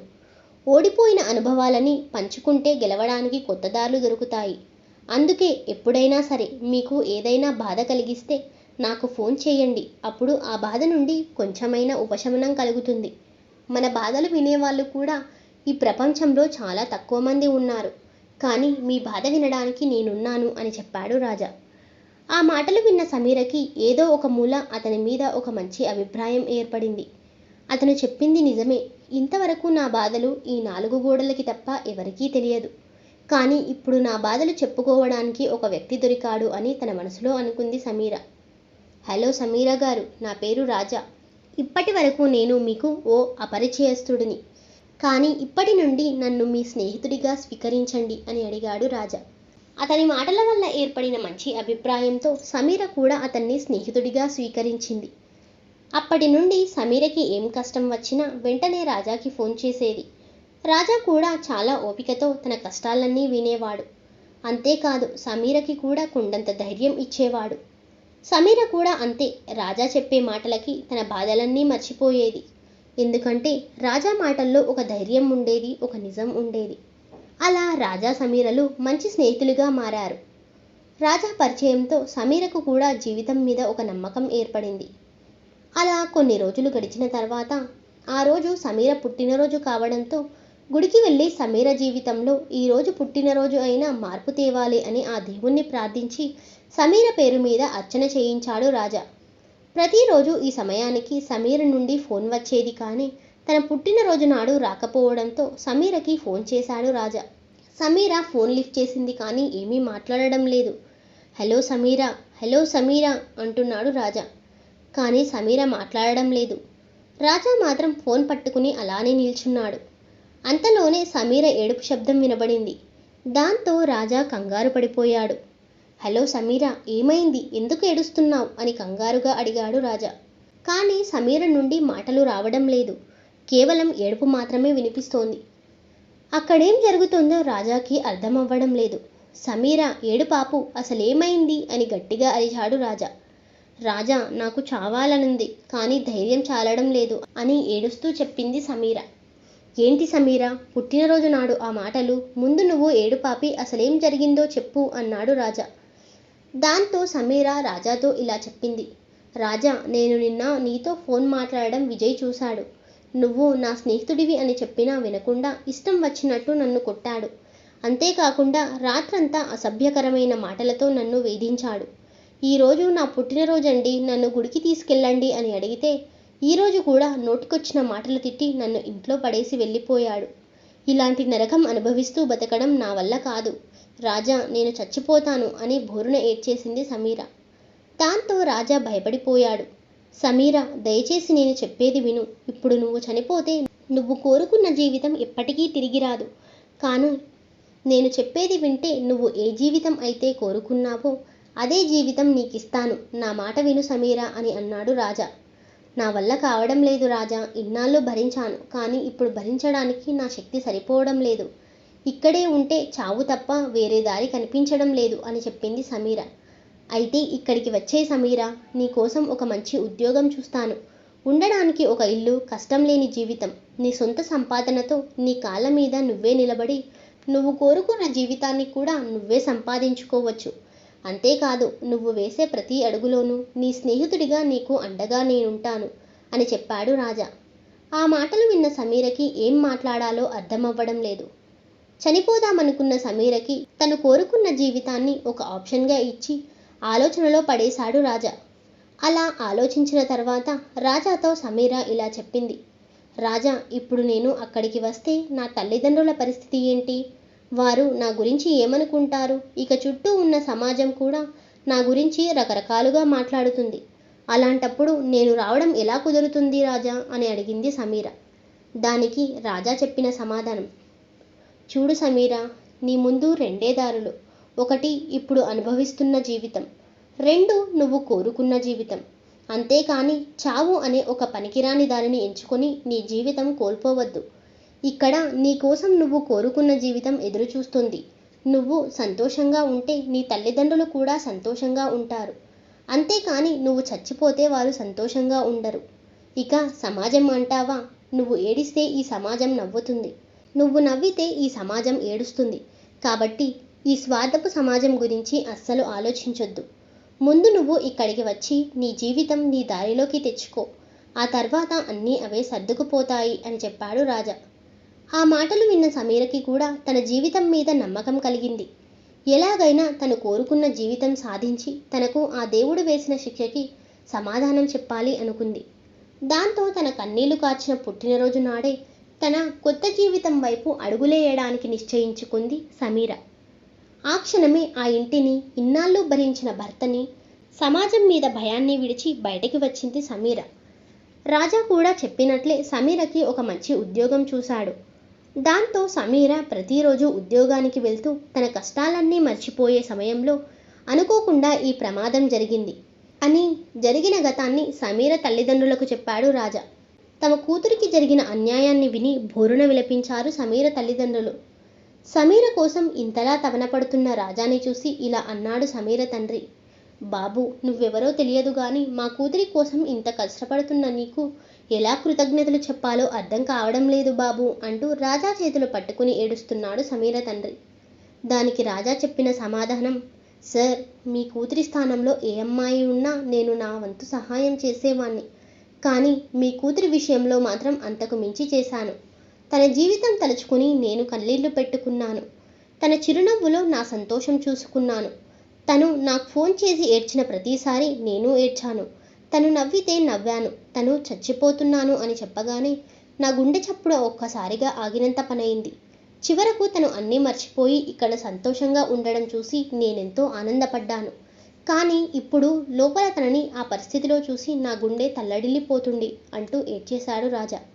బాబు, ఏ సంబంధం లేని ఒక వ్యక్తి కోసం ఇంత తపన పడుతున్నావంటే నిజంగా నీ మనసు చాలా గొప్పది బాబు అంటూ చేతులెత్తి మొక్కాడు సమీర తండ్రి. సార్, సమీర నాకు పరిచయం లేని వ్యక్తి కావచ్చు, కానీ తన జీవితంలో పడుతున్న ప్రతి కష్టం వెనుక ఉన్న బాధ నాకు తెలుసు. తను కోరుకున్న జీవితం అందించడం వెనుక, తన కోసం నేను కాల్చిన కన్నీటి వెనుక, ఇప్పుడు ఎలాగైనా తను బతకాలని నేను పడుతున్న తపన వెనుక నా యొక్క స్వార్థం ఉంది సార్ అని చెప్పాడు రాజా. ఆ మాటలు విన్న సమీర తల్లిదండ్రులు ఆశ్చర్యపోయారు. రాజా పడుతున్న తపన యొక్క వెనుక స్వార్థం ఏంటి అని ఆలోచిస్తున్నారు. దానికి రాజా చెప్పిన సమాధానం, సార్, మీరు దాని గురించి అంతలా ఆలోచించాల్సిన అవసరం లేదు. మీ కూతురి కోసం నేను పడుతున్న తపనకి, కష్టానికి, తన మంచి జీవితం కోసం నేను పడ్డ ఈ ఆరాటానికి ఒకే ఒక్క కారణం, సమీర అనే పేరు. నా తపన వెనుకున్న స్వార్థం కూడా సమీర అన్న పేరే అని రాజా చెప్పగానే ఆనంద్ ఆశ్చర్యపోయాడు. ఏంటి బాబు నువ్వు చెప్పేది అని అడిగాడు. నిజం సార్, ఏ అమ్మాయి జీవితం కష్టాల్లో ఉన్నా నేను భరించలేను. కారణం నా సమీర. అలాంటిది సమీర అనే పేరు పెట్టుకున్న మీ అమ్మాయి పడే కష్టాలు చూసి నా జీవితం ఒక్కసారిగా నా కళ్ళ ముందు తిరిగింది. అందుకే మీ అమ్మాయి జీవితంలోకి వచ్చి ఎలాగైనా తనను కష్టాల నుండి దూరం చేయాలని ఎంతో తపనబడ్డాను అని చెప్పాడు రాజా. ఇంతకీ సమీర ఎవరు బాబు అని అడిగాడు ఆనంద్. నేను ప్రేమించిన అమ్మాయి సార్. ఏడుపుతో మొదలయ్యి చావుతో అంతమయ్యే ఈ జీవన ప్రయాణంలో జన్మజన్మల అనుబంధం కోరుకునే వ్యక్తులు ప్రతి ఒక్కరి జీవితంలో కొందరుంటారు. అలా నేను జన్మజన్మల అనుబంధం కోరుకున్న వ్యక్తే సమీర. పైకి కనపడే నా నవ్వు వెనుక దాగి ఉన్న భావోద్వేగం నా సమీర. నా ప్రాణానికి ప్రాణమైన నా సమీర కోసమే ఈ సమీర జీవితంలోకి వచ్చాను సార్ అని చెప్పాడు రాజా. రాజా చెప్పిన విషయం విని స్తంభించిపోయాడు ఆనంద్. ఇంతకీ నువ్వు ప్రేమించిన సమీర ఇప్పుడు ఎక్కడుంది బాబు అని రాజాని అడిగాడు ఆనంద్. సమీర ఇప్పుడు ఎక్కడుంది బాబు, అసలు మీ మధ్య ఏం జరిగింది అని సమీర తండ్రి అడిగిన ప్రశ్నకి సమాధానంగా రాజా కళ్ళ నుండి కన్నీళ్లొస్తున్నాయి. రాజాని ఓదార్చే ప్రయత్నం చేశాడు సమీర తండ్రి ఆనంద్. ఆ కన్నీటిని దిగమింగుతూ తన గతాన్ని వివరిస్తున్నాడు రాజా. రాజా కన్నీటి వెనుకున్న మాటలు. సంద్రపు అలల తాకిడి కోసం ఎదురుచూసే మట్టి దిన్నెలలో దాగి ఉన్న కథ నాది. చెరిగిపోని జ్ఞాపకాలు, మరువలేని ఆనందపు క్షణాలు, నా మనసున ఎగిసిన కన్నీటి కెరటాలు, ఇవన్నీ నా ప్రేమ కావ్యంలోని పేజీలు. ప్రేమ రెండక్షరాల మధ్య సాగిపోయే రెండు జీవితాల అనుబంధం. ప్రేమ ప్రతి మనసుని పలకరిస్తుంది, ప్రతి మనిషిని తన వైపుకి నడిపిస్తుంది, ప్రతి జీవితాన్ని తన ఊహా ప్రపంచంలో విహరింపజేస్తుంది. అలా నా జీవితాన్ని అది చిన్న వయసులోనే పలకరించింది. అసలైన రాజా సమీరల ప్రేమ కథ. పొద్దుపొడిచిన పల్లెటూరు, నెలవంక నేలవైపు చూస్తున్న సమయం. అరెరే, చందమామ ఏంటి నేను ఎటువైపు నడిస్తే అటువైపే వస్తున్నాడు అంటూ జాబిలిని చూస్తూ నడుస్తున్నాడు ఓ పిల్లగాడు. అలా నడుస్తూ ఉండగా తనకి ఇష్టమైన చాక్లెట్ ఒకటి రోడ్డు మీద దొరికింది. అంతే, ఇక తన ఆనందానికి అవధుల్లేవు. చిరునవ్వుతో ముఖమంతా వెలిగిపోయింది. ఆ చాక్లెట్ తీసుకుని ఇది ఇక్కడ ఎవరేశారు అని ఆలోచిస్తూ తన ఎడమ వైపుకి చూశాడు. వెంటనే అక్కడున్న ఇంటి రెండు తలుపులు మూసుకున్నాయి. దాంతో ఆ చాక్లెట్ తీసుకుని అక్కడి నుండి వెళ్ళిపోయాడు. అలా ప్రతిరోజు ఆ పిల్లాడికి అక్కడికి రాగానే ఒక చాక్లెట్ దొరికేది. తను చూడగానే ఆ ఇంటి తలుపులు మూసుకునేవి. అసలు తన కోసం ఆ చాక్లెట్ అక్కడ ఎవరు పెడుతున్నారో తెలుసుకోవాలనుకున్న ఆ పిల్లాడు ప్రతిరోజులానే ఆ రోజు కూడా ఆ ఇంటి వద్దకు వెళ్ళాడు. ఆ రోజు కూడా అక్కడ చాక్లెట్ ఉంది, కానీ అక్కడ ఆగకుండా ఆ చాక్లెట్ అక్కడే వదిలేసి వెళ్ళాడు. అలా కొద్ది దూరం వెళ్ళి వెనక్కి తిరిగి చూశాడు. ఆ పిల్లాడి ప్రశ్నకి సమాధానంగా అక్కడ చాక్లెట్ పట్టుకుని మూతి ముడుచుకొని నిల్చుంది ఒక అమ్మాయి. దాంతో ఆ పిల్లాడు వెనక్కి పరిగెడుతూ ఆ అమ్మాయి వద్దకి వచ్చాడు. ఉన్న చిన్న మూతిని తిప్పుకుంటూ, ఎందుకు ఈరోజు చాక్లెట్ తీసుకోలేదు అని అడిగింది ఆ అమ్మాయి. హో, నువ్వేనా ప్రతిరోజు ఇక్కడ చాక్లెట్ పెడుతున్నది అని అడిగాడు ఆ పిల్లాడు. హా, నేనే, నీకోసమే పెడుతున్నాను అని చెప్పింది ఆ అమ్మాయి. నాకోసమా, ఎందుకు అని అడిగాడు ఆ పిల్లాడు. మొన్న నువ్వు అరుణ్ గాడి దగ్గర చాక్లెట్ దొంగతనం చేసినందుకు వాడు నిన్ను కొట్టాడుగా, అందుకే ఇంకెప్పుడూ దొంగతనం చెయ్యొద్దు, నీకు ప్రతిరోజు చాక్లెట్ నేనిస్తాను అని చెప్పింది ఆ అమ్మాయి. నిజంగా ప్రతిరోజు ఇస్తావా అని అడిగాడు ఆ పిల్లాడు. హా, నిజంగా ఇస్తాను రాజా అని చెప్పింది ఆ అమ్మాయి. దాంతో ఆ పిల్లాడు ఆశ్చర్యపోతూ, నా పేరు నీకెలా తెలుసు అడిగాడు.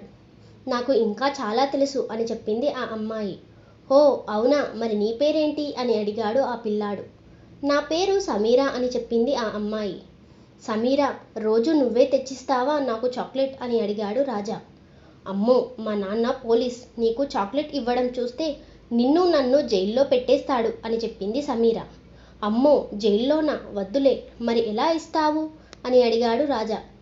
ప్రతిరోజు ఇక్కడే పెడతాను, నువ్వు వచ్చి తీసుకో అని చెప్పింది సమీర. దానికి సరే అంటూ తలూపాడు రాజా. అలా ప్రతిరోజు రాజా కోసం అక్కడ చాక్లెట్ పెట్టేది సమీర. రాజా ఆ చాక్లెట్ తీసుకుని తినేటప్పుడు తన ఇంటి కిటికీ నుండి తొంగి చూస్తూ మురిసిపోయేది సమీర. కొన్ని రోజుల తర్వాత ప్రతిరోజులానే చాక్లెట్ కోసం సమీర ఇంటి వద్దకు వచ్చాడు రాజా. కానీ అక్కడ చాక్లెట్ లేదు. సమీర ఇంటివైపు చూశాడు. ఇంటికి తాళం వేశారు. దాంతో రాజా ముఖంలో చిరునవ్వు చెరిగిపోయింది. అలా తన గతాన్ని రాజా వివరిస్తుండగా ఆపరేషన్ థియేటర్ నుండి డాక్టర్ బయటికి వచ్చాడు. రాజా కంగారుగా డాక్టర్ దగ్గరికి వెళ్ళాడు. డాక్టర్, ఏమైంది, సమీర ప్రాణాలకి ఏం ప్రమాదం లేదుగా అని అడిగాడు.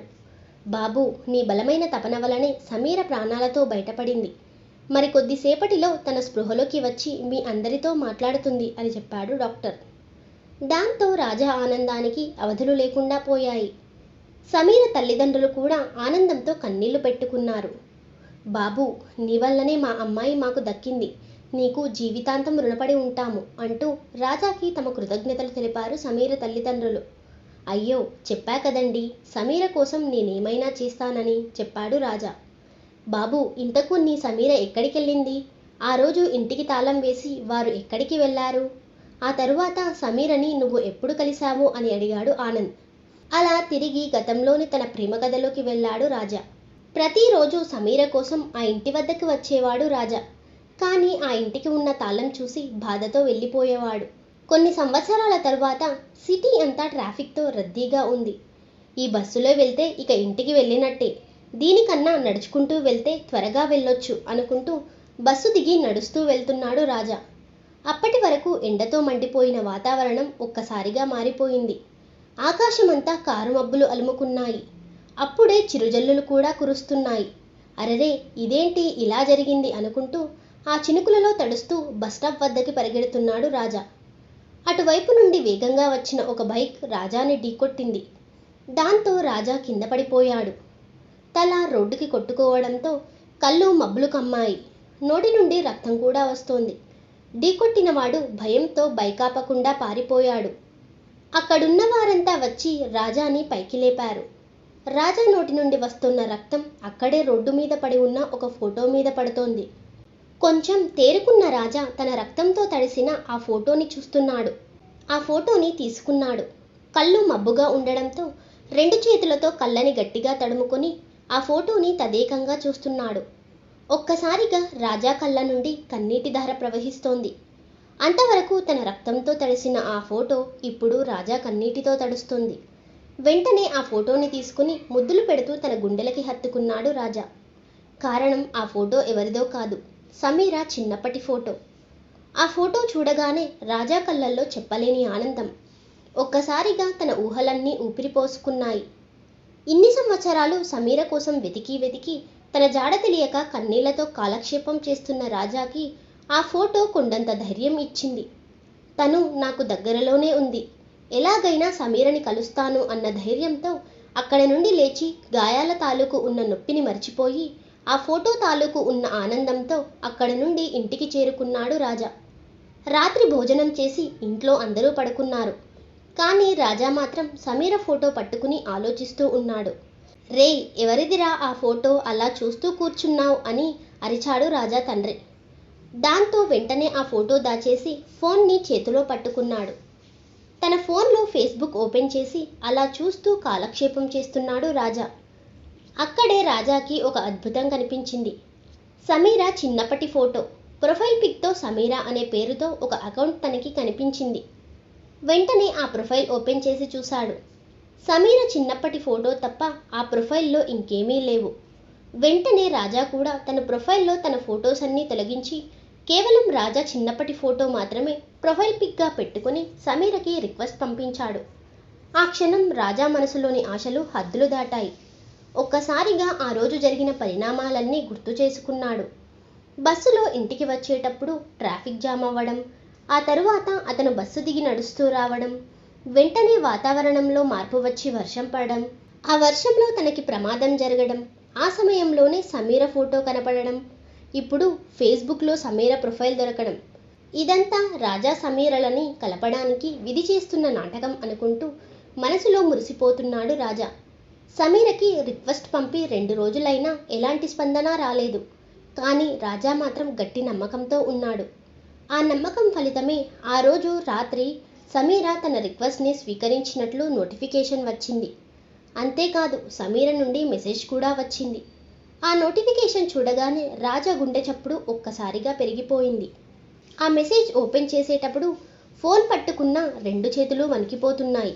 భూమి కంపించినప్పుడు ఎలాంటి పరిస్థితులు ఎదురవుతాయో ఇప్పుడు ఫోన్ పట్టుకున్న రాజా శరీరం కూడా అలానే కంపిస్తుంది. అలా పెరిగిన గుండె చప్పుడుతో వణుకుతున్న చేతులతో ఆ మెసేజ్ని ఓపెన్ చేశాడు రాజా. సమీర పంపిన సందేశం. రాజా, నువ్వు ఎలా ఉన్నావు, ఎక్కడ ఉన్నావు అని అడిగే ముందు నా మనసులోని భావన విను. కనులకు తెలియకుండా వచ్చే కన్నీటి వెనుక కారణాలు అనేకం. ఆ కారణాల ఆంతర్యం కూడా మన నిరీక్షణ తాలూకు ఉన్న నిజం అవ్వచ్చు. ఆ నిరీక్షణ ఫలించిన క్షణం అవ్వచ్చు. ఇప్పుడు నా పరిస్థితి కూడా అదే. ఫేస్బుక్లో నువ్వు పంపిన అభ్యర్థన, నీ చిన్నప్పటి ఫోటో చూడగానే ఇన్ని రోజులు నా మనసు పడిన నిరీక్షణ ఫలితం కన్నీటి రూపంలో బయటికొచ్చింది. ఇన్ని రోజులు నీకోసమే వేచి ఉన్నా రాజా. సమీర నుండి వచ్చిన ఆ సందేశం చదవగానే ఆనంద బాష్పాలతో రాజా కళ్ళు తడిచిపోయాయి. దానికి సమాధానంగా రాజా పంపిన సందేశం. నా మనసులో ఉన్న ప్రతి మాట ఇప్పుడు నువ్వు పంపిన సందేశంలోనే నిక్షిప్తమై ఉన్నాయి సమీరా. అయినా విధి చేసిన విచిత్రం చూసావా? మనల్ని సృష్టించింది ఆ దేవుడు. మనం జీవితంలో ఎవరికైనా దూరం అయితే వారిని తిరిగి దగ్గర చేయమని ఆ దేవుడికి అప్లికేషన్ పెట్టుకుంటాం. అలానే మనల్ని కూడా కలపమని ఆ దేవుడికి ఎన్నోసార్లు అప్లికేషన్ పెట్టుకున్నాను. కానీ మనిషి సృష్టించిన ఫేస్బుక్ అనే అప్లికేషన్ ద్వారా మనల్ని కలుపుతున్నాడు ఆ దేవుడు. దానికి సమీర సమాధానం, నిజమే రాజా, ఇన్ని సంవత్సరాల నిరీక్షణ తర్వాత ఒకరినొకరు చూసుకోకుండానే మాట్లాడుకునేలా చేశాడు. రాజా సమాధానం, ఇక వేచి చూడడం నా వల్ల కాదు సమీరా. ఇప్పుడే నిన్ను కలవాలి. నువ్వెక్కడున్నావో చెప్పు, నేనొచ్చేస్తాను అని చెప్పాడు. నాకు కూడా తక్షణమే కలవాలనుంది, కానీ ఇప్పుడు వద్దు, రేపు కలుద్దాం. ఎక్కడైతే మనం మొదట కలుసుకున్నామో, ఎక్కడైతే నీకోసం నేను చాక్లెట్ పెట్టి వేచి చూసేదాన్నో అక్కడే కలుద్దాం. దానికి రాజా కూడా, సరే సమీరా, ఇన్ని రోజులు వేచి చూశాను, ఇంకా కొన్ని గంటలు వేచి చూడలేనా అని చెప్పాడు. సరే రాజా, నీకోసం నీకు ఇష్టమైన చాక్లెట్తో వేచి చూస్తూ ఉంటాను. నువ్వు వస్తే నీతో చాలా విషయాలు మాట్లాడాలి అని చెప్పింది సమీర. సరే సమీరా, నేను కూడా ఆ క్షణం కోసమే వేచి చూస్తున్నాను అని సమాధానమిచ్చాడు రాజా. గుడ్ నైట్ రాజా, ఈ రాత్రి త్వరగా గడిచిపోవాలని ఆ దేవుణ్ణి వేడుకుంటాను. రేపు కలుద్దాం అని చెప్పింది సమీర. గుడ్ నైట్ సమీరా, ఈ రాత్రి నా జీవితంలో ఎంతో ప్రత్యేకమైనది అని చెప్పాడు రాజా. ఆ క్షణం నుండి రాజా మనసులో కొన్ని వేల ఊహలు. తన చిన్నప్పటి సమీర ఫోటోని చూస్తూ తను ఇప్పుడు ఎలా ఉందో, తనతో ఏం మాట్లాడబోతుందో, తనతో ఏం మాట్లాడాలో అన్న ఆలోచనలతో సమీరతో మాట్లాడబోయే మాటలను తన మనసులో రాసుకుంటున్నాడు రాజా. సమీర ఇచ్చే చాక్లెట్ రాజాకి ఎంతో ప్రత్యేకమైనది. అందుకే సమీర దూరం అవ్వగానే ఆ చాక్లెట్ని ముట్టుకోవడం కూడా మానేశాడు. కానీ రేపు నీ కోసం చాక్లెట్తో వేచి చూస్తూ ఉంటాను అని సమీర చెప్పిన మాటలను తలుచుకుంటూ వర్ణించలేని ఊహల ప్రపంచంలో విహరిస్తున్నాడు రాజా. అటువైపు సమీర పరిస్థితి కూడా అంతే. రాజాని తలుచుకుంటూ రాత్రంతా నిద్రని మర్చిపోయింది. అలా ఎవరి ఊహల్లో వారుండగా ఆ రాత్రి త్వరగా గడిచిపోయింది. రాజా సమీరలు కలవబోయే రోజు వచ్చేసింది. ఉదయాన్నే లేచి పెళ్లి కూతురులాగా ముస్తాబైకి తను పెరిగిన పల్లెటూరికి బయలుదేరింది సమీర. రాజా కూడా గంటసేపు అద్దంతో యుద్ధం చేసి మరీ ముస్తాబయ్యాడు. అమ్మా, నాన్న ఎక్కడున్నాడు అని తన తల్లిని అడిగాడు రాజా. ఇప్పుడే ఆఫీస్కి బయలుదేరి వెళ్ళాడురా. అయినా నాన్నతో పనేంటి నీకు అని రాజాని అడిగింది తన తల్లి. తెలుసు కదమ్మా, నేను ఏదైనా ముఖ్యమైన కార్యానికి వెళ్ళేటప్పుడు నాన్న కాళ్ళకి దండం పెట్టి ఆశీర్వాదం తీసుకుని వెళ్తానని అని చెప్పాడు రాజా. ఇప్పుడు అంత ముఖ్యమైన కార్యం ఏంటిరా? ఏమీ లేదులే అమ్మా, నేను ఇప్పుడే నీ కాళ్ళకి దండం పెడతాను. ఆ తర్వాత నాన్న వచ్చాక నువ్వు నాన్న కాళ్ళకి దండం పెట్టు, సరేనా అంటూ తన తల్లి పాదాలను నమస్కరించుకుని సమీరను కలవడానికి బయలుదేరాడు రాజా. తన స్నేహితుడు అరుణ్ బైక్ తీసుకుని సమీరని కలవడానికి ఆతృతగా వెళ్తున్నాడు రాజా. అలా వెళ్తున్న రాజాకి మార్గం మధ్యలో జనమంతా గుంపులుగా ఉండడం కనిపించింది. దాంతో ఆలస్యం అవుతుందన్న ఉద్దేశంతో బైక్ని వెనక్కి తిప్పుకుని వెళ్లే మార్గంలో వెళ్దాం అనుకున్నాడు రాజా. అలా బైక్ తిప్పుకుంటూ ఉండగా అక్కడ రక్తపు మరకలతో పడి ఉన్న తన తండ్రి బైక్ కనిపించింది. దాంతో రాజా గుండె పగిలినంత పనైంది. వెంటనే బైక్ దిగి అక్కడికి వెళ్ళాడు. అక్కడ రక్తపు మడుగుల్లో విగతజీవిగా పడి ఉన్న తన తండ్రిని చూశాడు రాజా. అంతే, ఒక్కసారిగా రాజా గుండె బద్దలైంది. నాన్న అంటూ గుండెలు పగిలేలా రోదిస్తున్నాడు. ఆ క్షణం తన తల్లిని గుర్తు చేసుకుంటూ తన తండ్రి గుండెల మీద పడుకొని బోరున విలపిస్తున్నాడు. నడి రోడ్డు మీద నిర్జీవంగా పడి ఉన్న కన్న తండ్రి మీద పడుకుని రాజా విలపిస్తున్న తీరు అక్కడున్న అందరినీ కంటతడి పెట్టించింది. ఇటువైపు తండ్రిని కోల్పోయి రాజా పడుతున్న వేదన, అటువైపు రాజా రాగ కోసం 1000 కళ్ళతో సమీర పడుతున్న నిరీక్షణ. అలా తన జీవితంలో ఎదురైన భయంకరమైన పరిస్థితులను వివరిస్తూ ఉండగా, సార్, సమీరకి మెలకువ వచ్చింది అంటూ రాజాని లోపలికి పిలిచింది నర్స్. ఆ మాట విన్న రాజా పరిగెడుతూ లోపలికి వెళ్ళాడు. కళ్ళ నిండా కన్నీటితో రాజా వైపు చూస్తోంది సమీర. సమీర తల్లిదండ్రులు కూడా లోపలికి వచ్చారు. తన తల్లిదండ్రులను చూసిన సమీర, నన్ను క్షమించండి నాన్న అంటూ బోరున విలపించింది. నువ్వే మమ్మల్ని క్షమించమ్మా, మా కోసం ఎన్నో కష్టాలు అనుభవించావు, భరించలేని బాధలు పడ్డావు. మా సంతోషం కోసం నీ జీవితం త్యాగం చేయడానికి కూడా వెనుకాడలేదు. ఇలాంటి కూతురు ఉన్నందుకు ఎంతో గర్వపడుతున్నాను. కానీ నీకు ఒక మంచి జీవితం ఇవ్వలేకపోయినందుకు సిగ్గుపడుతున్నాను.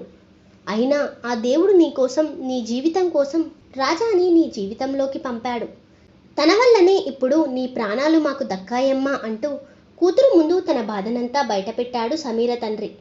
ఆ మాటలు విన్న సమీర అక్కడున్న రాజాని దగ్గరికి రమ్మని పిలిచింది. దాంతో చెప్పు సమీర అంటూ దగ్గరికి వెళ్ళాడు రాజా. రాజా చేతిని పట్టుకుని నన్ను క్షమించు రాజా అని అడిగింది సమీర. ఎందుకు సమీర అలా మాట్లాడుతున్నావు, అసలేం జరిగింది అని అడిగాడు రాజా. రాజా, నాకు జరిగింది ప్రమాదం కాదు, నేనే కావాలని ఆత్మహత్య చేసుకోబోయాను అని చెప్పింది సమీర. ఆ మాటలు వినగానే రాజాతో పాటు సమీర తల్లిదండ్రులు కూడా స్తంభించిపోయారు. ఏంటి సమీర నువ్వు చెప్పేది, అసలేం జరిగింది అని గట్టిగా అరిచాడు రాజా. నిజం రాజా, ఆ రోజు రాత్రి నువ్వు ఫోన్ పెట్టేశాక నాకు ఇంకొక ఫోన్ వచ్చింది విజయ్ నుండి. నువ్వు ఎక్కడున్నావో, ఎవరితో ఉన్నావో నాకు తెలుసు సమీర. అందుకే నిన్ను నీ రాజాను విడదీయడానికి నీ తల్లిదండ్రులను పంపిస్తున్నాను అని విజయ్ చెప్పగానే నాకు భయమేసింది రాజా. అందుకే వెంటనే ఏమీ ఆలోచించకుండా నేనే ఆ కారుకి అడ్డంగా వెళ్ళాను అని చెప్పింది సమీర. ఎంత పని చేశావు సమీర, ఒకవేళ నీ ప్రాణాలకి ఏమైనా అయ్యుంటే నీ తల్లిదండ్రుల పరిస్థితి ఏంటి? నీ జీవితం గూర్చి నువ్వు కన్న కలలు కూడా ఆలోచించలేదా అంటూ సమీరని ప్రశ్నిస్తున్నాడు రాజా. సార్, పేషెంట్ దగ్గర ఎక్కువసేపు ఉండకూడదు, తనకి విశ్రాంతి కావాలి, మీరు బయటికి వచ్చేయండి సార్ అంటూ అక్కడున్న వారందరినీ బయటికి రమ్మని పిలిచింది నర్స్. సరే సమీర, ముందు నువ్వు సంతోషంగా ఉండు, ఆ తరువాత విషయం నేను చూసుకుంటా అని చెప్పి బయటకి వచ్చేశాడు రాజా. సమీర తండ్రి మాత్రం తన కూతురిని ఆ పరిస్థితిలో చూసి దానికి కారణం తానే అని భావించి కన్నీటిని ఆపుకోలేకపోతున్నాడు. అదే విషయం రాజాతో కూడా చెప్పాడు. నా కూతురు ఇప్పుడు ప్రాణాలతో ఉంది అంటే దానికి కారణం నువ్వే, కానీ సమీరకి ఈ పరిస్థితి రావడానికి మాత్రం కారణం నేనే బాబు అంటూ రాజాని పట్టుకుని బోరున విలపిస్తున్నాడు ఆనంద్. సార్, మీ కూతురు కోసం మీరు పడే బాధని అర్థం చేసుకోగలను, ఎందుకంటే నేను తండ్రిని కోల్పోయిన ఒక కొడుకును కాబట్టి అని చెప్పాడు రాజా. అవును బాబు, ఆ రోజు నీ తండ్రి చనిపోయారుగా, ఆ తర్వాత ఏమైంది? సమీరని ఎప్పుడు కలిశావు అని అడిగాడు ఆనంద్. ఆ ప్రశ్నకు సమాధానం చెప్పకుండా మౌనంగా అక్కడి నుండి బయటికి వెళ్ళిపోయాడు రాజా. అనవసరంగా నా మాటలతో రాజాని బాధ పెట్టాను అనుకుని క్షమాపణ అడగడానికి బయటికి వెళ్ళాడు ఆనంద్. అక్కడ రాజా కన్నీరు కారుస్తూ కూర్చున్నాడు. బాబు, నిన్ను అనవసరంగా బాధ పెట్టాను, సారీ బాబు అని చెప్పాడు ఆనంద్. అదేం లేదు సార్, మీరు అడిగిన దానికి నేను బాధపడడం లేదు, నా జీవితంలో జరిగిన దానికి బాధపడుతున్నాను అని చెప్తూ తన గతంలోకి వెళ్ళిపోయాడు రాజా. తన తండ్రి చనిపోవడంతో రాజా మానసికంగా కుంగిపోయాడు. ఒకవైపు తండ్రి లేడన్న ఆవేదన, మరోవైపు సమీర గురించి ఆలోచన. అన్నీ సర్దుకున్నాక జరిగినదంతా సమీరకి చెప్పాలి అనుకున్నాడు రాజా. కొన్ని రోజుల తర్వాత సమీరకి ఫోన్ చేయడానికి రాజా దగ్గర సమీర నంబర్ కూడా లేదు. సమీరని కలవడానికి రాజా దగ్గర ఉన్న ఒకే ఒక్క ఆధారం సమీర ఫేస్బుక్ ప్రొఫైల్. దాంతో వెంటనే ఫోన్ తీసుకుని ఫేస్బుక్లో సమీర ప్రొఫైల్ ఓపెన్ చేశాడు. సమీర ఫేస్బుక్ ప్రొఫైల్ చూసిన రాజా ఒక్కసారిగా స్తంభించిపోయాడు. శరీరం అంతా భయం వలనో బాధ వలనో వణికిపోతుంది. చేతిలో ఉన్న ఫోన్ని కిందకి వదిలేశాడు. కారణం, ఫేస్బుక్లో సమీర అని ఉండే పేరు ఇప్పుడు సమీరా అభినయ్గా మారిపోయింది. ప్రొఫైల్ ఫోటో కూడా సమీర పెళ్లి ఫోటో ఉంది. ఎవరో వ్యక్తి సమీర మెడలో తాళి కడుతున్న ఫోటో. తనకి చిన్నప్పుడు చాక్లెట్ ఇచ్చి తలుపు వెనకాల దాక్కుని కిటికీ నుండి తొంగి చూస్తూ మురిసిపోయిన సమీరని అలా ఇంకొకరి పక్కన చూడగానే రాజా ప్రాణం తల్లడిల్లిపోయింది. ఆ క్షణం రాజా మనసు నుండి వచ్చిన కన్నీటి వెనుకున్న అంతరంగం. కాదేది కళ, అది నిజమైన రోజు. కాదేది నిజం, అది అనుభూతి పొందని క్షణం. కాదేది మరణం, నలుగురు నీ వెంట నడిచిన తరుణం. కాదేది కళ, అది నిజమైన రోజు. కాదేది నిజం, అది అనుభూతి పొందని క్షణం. కాదేది మరణం, నలుగురు నీ వెంట నడిచిన తరుణం. కాదేది సమీర, ఈ రాజా నుండి దూరమైన సమయం. ఫేస్బుక్లో సమీర పెళ్లి ఫోటో చూసిన రాజా మనసంతా భరించలేని దుఃఖంతో నిండిపోయింది. ఆ బాధకి రాజా నోటి నుండి మాటలు కూడా రావడం లేదు. తనని ఈ భయంకరమైన పరిస్థితుల్లోకి నెట్టిన ఆ భగవంతునికి తన వ్యధని వెళ్ళబుచ్చుకుంటున్నాడు. భగవంతుడా, ఈ ప్రపంచంలో ప్రతి ఒక్కరూ నీ సేవకులే కదా, వారిలో నేను కూడా ఒక్కడినే కదా, మరి ఎందుకయ్యా నాకు ఈ ఒడిదుడుకుల జీవితం? ఏమీ తెలియని వయస్సులోనే సమీరని పరిచయం చేసి ఆ క్షణం అద్భుతం అనిపించావు. కానీ అదే వయసులో సమీరని దూరం చేశావు. తరువాత అన్నీ తెలిసిన వయసులో సమీరని కలుసుకోవాలనుకున్న నా నిరీక్షణకి ప్రాణం పోసి తనను నన్ను కలపడానికి ఒక సమయం నిశ్చయించి అదే సమయంలో నా తండ్రిని దూరం చేశావు. ఆ బాధ నుండి తేరుకునేలోపే సమీరకి పెళ్లి అయిందన్న నిజాన్ని నాకు చూపించావు. జీవితంలో నేను పరిగెత్తాలనుకున్న ప్రతిసారి వెనక్కి పట్టి లాగేస్తున్నావు. స్వామి, నన్ను శిక్షించాలి అనుకుంటే నా జీవితమంతా శిక్షించు, అంతేకాని పడిలేచిన ప్రతిసారి ఎందుకు శిక్షిస్తున్నావు అని ఆ భగవంతుణ్ణి తన కన్నీటితో ప్రశ్నిస్తున్నాడు రాజా. కానీ రాజాకి తెలియని విషయం ఏంటంటే భగవంతుడు బతుకునిస్తాడు, కాలం కర్మనిస్తుంది. ఆ కర్మఫలితమైన కన్నీళ్లు కూడా మన ప్రేమ వెనుకున్న కారణాలు అవ్వచ్చు. కాలం ఇచ్చిన కర్మ ఫలితానికి బాధ్యులు మనమే, బాధితులు మనమే. రాజా విషయంలో కూడా అదే జరిగింది. ప్రతిరోజు కాలం మిగిల్చిన కన్నీటిని, తను పొందలేకపోయిన సమీర ప్రేమని తలుచుకుంటూ తన ప్రయాణాన్ని కొనసాగించేవాడు రాజా. ఎన్నోసార్లు ఫేస్బుక్ ద్వారా సమీరకి తన కన్నీటి సందేశాల్ని పంపాడు రాజా. కానీ అవన్నీ సమాధానం లేని సందేశాలుగా మిగిలిపోయేవి. ప్రతి ప్రేమ కథలో ప్రేమలో విఫలమైన కథానాయకుడు తాగుడికి బానిసగా మారడం, గడ్డం పెంచుకుని పిచ్చివాడిగా తిరగడం లాంటివి చూస్తాము. కానీ రాజా సమీర అనే ఈ కథలో రాజా అనే కథానాయకుడు మాత్రం ప్రేమలో విఫలమైన తర్వాత తండ్రి లేని కుటుంబ బాధ్యతని తీసుకున్నాడు. ఒకవైపు ప్రేమ తాలూకు బాధని భరిస్తూ, మరోవైపు కుటుంబ తాలూకు బాధ్యతని మోస్తూ కన్నీటి చుక్కలతో సగం జీవితాన్ని, చెమట చుక్కలతో మరో సగం జీవితాన్ని అనుభవిస్తూ తన తల్లికి సేవలు చేస్తూ జీవితాన్ని కొనసాగిస్తున్నాడు రాజా. కొన్ని రోజుల తర్వాత ప్రతిరోజులానే ఆఫీస్లో తన పని ముగించుకొని ఇంటికి చేరుకున్నాడు రాజా. ఆఫీస్లో ఎన్ని ఒత్తిళ్లు ఉన్నా ఇంటికి వచ్చి తన తల్లి ముఖం చూడగానే అన్నీ మరిచిపోయేవాడు. ప్రతిరోజు పొద్దు పొడవగానే తన కొడుకు కోసం ఇంటి గుమ్మం ముందే కూర్చుని ఎదురు చూసేది రాజా తల్లి. కానీ ఆ రోజు తన తల్లి ఎదురు పడకపోవడంతో అమ్మా అమ్మా అంటూ ఇంట్లోకి వచ్చాడు రాజా. మంచం మీద ఒళ్ళంతా దుప్పటి కప్పుకొని పడుకున్న తన తల్లిని చూసి కంగారుగా పరిగెడుతూ వెళ్ళాడు. ఏమైందమ్మా అంటూ తన తల్లి 2 చేతులు పట్టుకుని కళ్ళ నిండా నీళ్లు పెట్టుకున్నాడు రాజా. ఏమీ లేదు నాన్న, ఇల్లు శుభ్రం చేసేటప్పుడు అకస్మాత్తుగా కళ్ళు తిరగడంతో కింద పడిపోయాను అని చెప్పింది రాజా తల్లి. అమ్మా, నేనెళ్ళి ఆటో తీసుకుని వస్తాను, వెంటనే మనం హాస్పిటల్కి వెళ్దాం అని చెప్పాడు రాజా. వద్దు నాన్న, నాకిప్పుడు బాగుంది, నువ్వెళ్ళి స్నానం చేసిరా, అన్నం పెడతాను అని అంది. అమ్మా, నేను బతికున్నదే నీకోసం, నువ్వు ఇలా ఉంటే నేను చూడలేనమ్మా, ముందు మనం హాస్పిటల్కి వెళ్దామమ్మా అన్నాడు రాజా. నాన్న రాజా, నాకొక మాటిస్తావా అని అడిగింది రాజా తల్లి. ఏంటమ్మా అని అడిగాడు రాజా. నా ఆరోగ్యం రోజురోజుకి అస్సలు సహకరించడం లేదు, కానీ నీకు చెప్తే నువ్వు ఇలా బాధపడతావని తెలుసు, అందుకే నీతో చెప్పలేదు నాన్న. ఏంటమ్మా నువ్వు మాట్లాడేది, నేనున్నంత వరకు నీకేమీ కాదు అని చెప్పాడు రాజా. నిజం నాన్న, అయినా నా భయమంతా నా ఆరోగ్యం గురించి కాదు, నీ జీవితం గురించే. నేను దూరం అయితే నువ్వు ఒంటరివి అవుతావు, ఆ బాధతో నా ఆరోగ్యం ఇంకా క్షీణిస్తోంది. కాబట్టి నువ్వు త్వరగా పెళ్లి చేసుకో నాన్న. నీ జీవితంలో ఒక తోడు ఉంది అని తెలిసిన రోజు మరణం వచ్చినా కూడా నేను ఆనందంగా స్వీకరిస్తాను అని చెప్పింది రాజా తల్లి. తల్లి యొక్క బాధని, భయాన్ని అర్థం చేసుకున్న రాజా కూడా దానికి సరే అమ్మా, నీకోసం ఏదైనా చేస్తాను అని చెప్పాడు రాజా. దాంతో రాజా తల్లి సంబరపడిపోయింది. సరే నాన్న, చాలా రోజుల నుండి మీ మావయ్య ఒక సంబంధం గూర్చి చెప్తూ వస్తున్నాడు, వాళ్ళకి కబురు పెట్టమని చెప్తాను, వీలు చూసుకుని నువ్వు కూడా ఒకసారి మీ మామయ్యతో పాటు వెళ్ళి అమ్మాయిని చూసిరా అని చెప్పింది రాజా తల్లి. సరే అమ్మా అంటూ తలూపాడు రాజా. 2 రోజుల తర్వాత ఇంట్లో దీనంగా కూర్చుని ఏదో ఆలోచిస్తున్నాడు రాజా. అంతలోనే తన మావయ్య నుండి ఫోన్ వచ్చింది. రాజా, పెళ్లివారు రేపు అమ్మాయిని చూసుకోవడానికి రమ్మన్నారు, నువ్వు ఆఫీస్కి సెలవు పెట్టిరా, ఇద్దరం కలిసి వెళ్దాం అని చెప్పాడు రాజా మావయ్య. సరే అంటూ ఫోన్ పెట్టేశాడు రాజా. కానీ రాజా మనసులో ఇంకా సమీర గూర్చే ఆలోచిస్తున్నాడు. సరిగ్గా అదే సమయంలో సమీర నుండి రాజాకి ఫేస్బుక్ ద్వారా ఒక సందేశం వచ్చింది.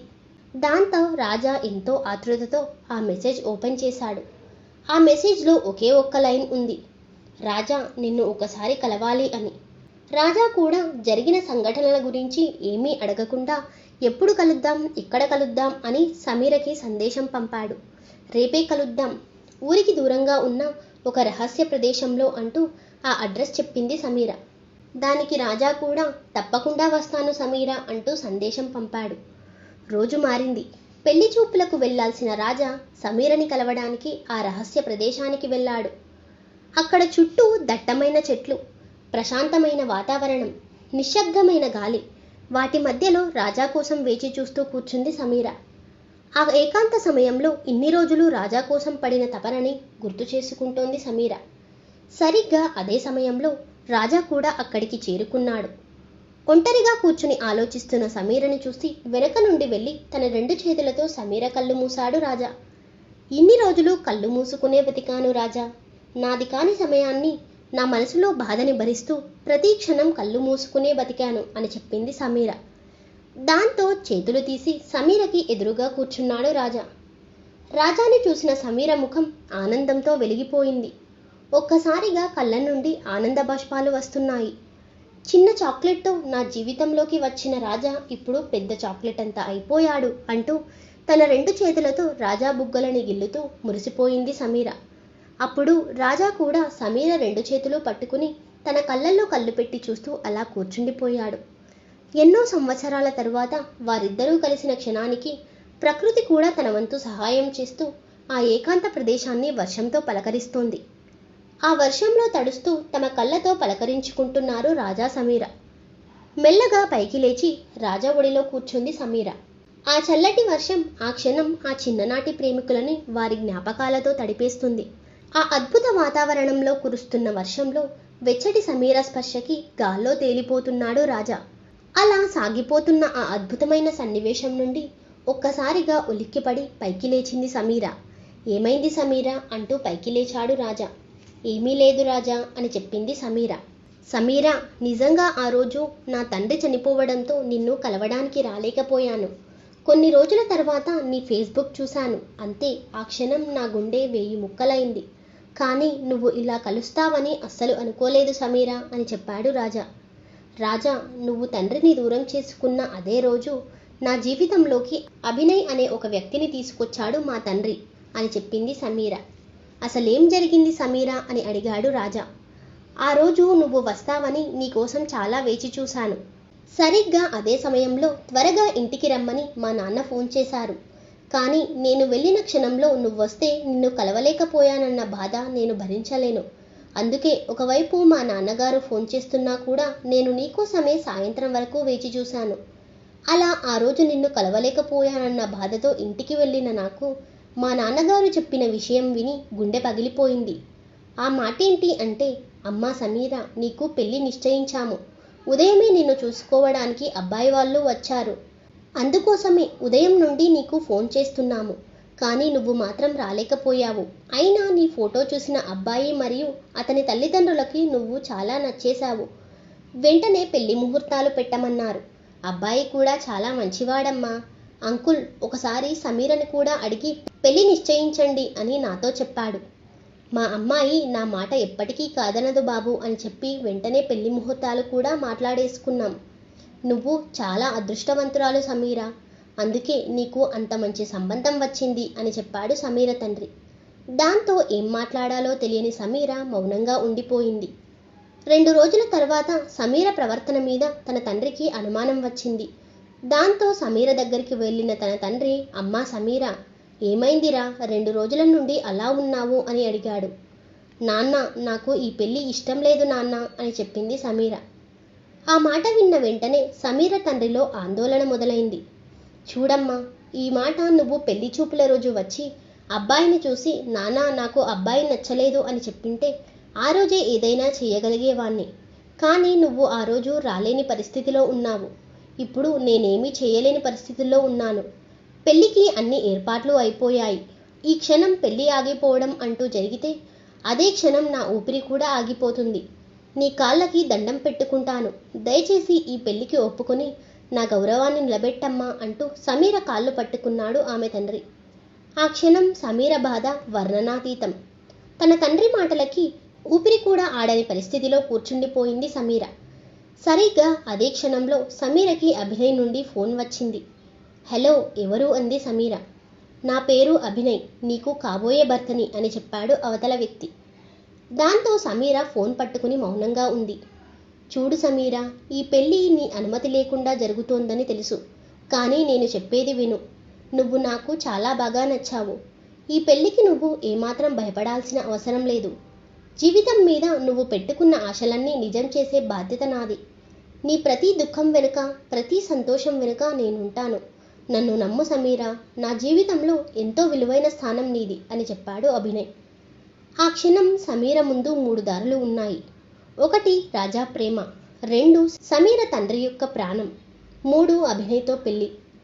అభినయ్తో పెళ్లి జరిగితే సమీర తండ్రి ప్రాణం కూడా నిలబడుతుంది. దాంతో ఒక నిశ్చయానికి వచ్చింది సమీర. ఒక తండ్రి ప్రాణం తీసిన కూతురిగా మిగిలిపోవడం కన్నా ప్రేమలో విఫలమైన ఒక సగటు అమ్మాయిలా మిగిలిపోవడమే మంచిది అనుకుని ఎరుపెక్కిన నయనాలతో, బరువెక్కిన గుండెతో అభినయ్తో పెళ్లికి అంగీకరించింది సమీర. అలా సమీర అభినయ్ల పెళ్లి జరిగిపోయింది. జరిగినదంతా విన్న రాజా కళ్ళ నుండి నీళ్లు తిరిగాయి. నిజంగా చాలా మంచి పని చేశావు సమీరా. నీ ప్రేమ పొందడం కన్నా నీ జీవితం సంతోషంగా ఉండడమే నాకు ముఖ్యం అని చెప్పాడు రాజా. అవును రాజా, నువ్వు గొప్పోడివి కాబట్టి నా సంతోషం కోరుకుంటున్నావు. నేను సమీరని కాబట్టి నా స్వార్థం చూసుకున్నాను. ఆ దేవుడు అందరికన్నా గొప్పవాడు కాబట్టి నాకు అభినయ్తో పెళ్లి చేశాడు. అన్నీ జరిగిన నిజాలే. అందుకే కష్టాలు కరుణిస్తే తప్ప మారని నా కన్నీటి వ్యధ నీకు చెప్పుకుందామని ఇక్కడికి వచ్చాను అని చెప్పింది సమీర. ఏంటి సమీర నువ్వు మాట్లాడేది? అభినయ్తో నువ్వు సంతోషంగా లేవా అని అడిగాడు రాజా. సంతోషం, ఆనందం, నవ్వడం, నడవడం అన్నీ ఆరోగ్యానికి మంచివే. కానీ వాటి వెనుక కన్నీరు కూడా ఉంటాయని గుర్తు చేయడానికి ఆ దేవుడు కష్టాలను కూడా సృష్టించాడు. పెళ్ళైన కొన్ని రోజులకే నా ఆశలని కన్నీరుగా మార్చాడు ఆ భగవంతుడు. పెళ్లికి ముందు అభినయ్ చెప్పిన మాటలు ప్రేమని వదులుకున్న నాకు ఏదో ఒక మూల జీవితం మీద ఆశను కలిగించాయి. కానీ ఆ ఆశలు చచ్చిపోవడానికి ఎంతో సమయం పట్టలేదు. అభినయ్ నా జీవితంలోకి వచ్చాక నా జీవితం మీద నాకే జాలి వేసింది. అభినయ్ మద్యానికి బానిస అని తెలిసి కూడా నేను ఏ రోజూ తనకి అడ్డు చెప్పలేదు. కానీ తను మాత్రం నన్ను కూడా మద్యం సేవించమని ప్రతిరోజు వేధించేవాడు. ఒకవేళ నేను తాగకపోతే నన్ను చిత్రహింసలకి గురి చేసేవాడు.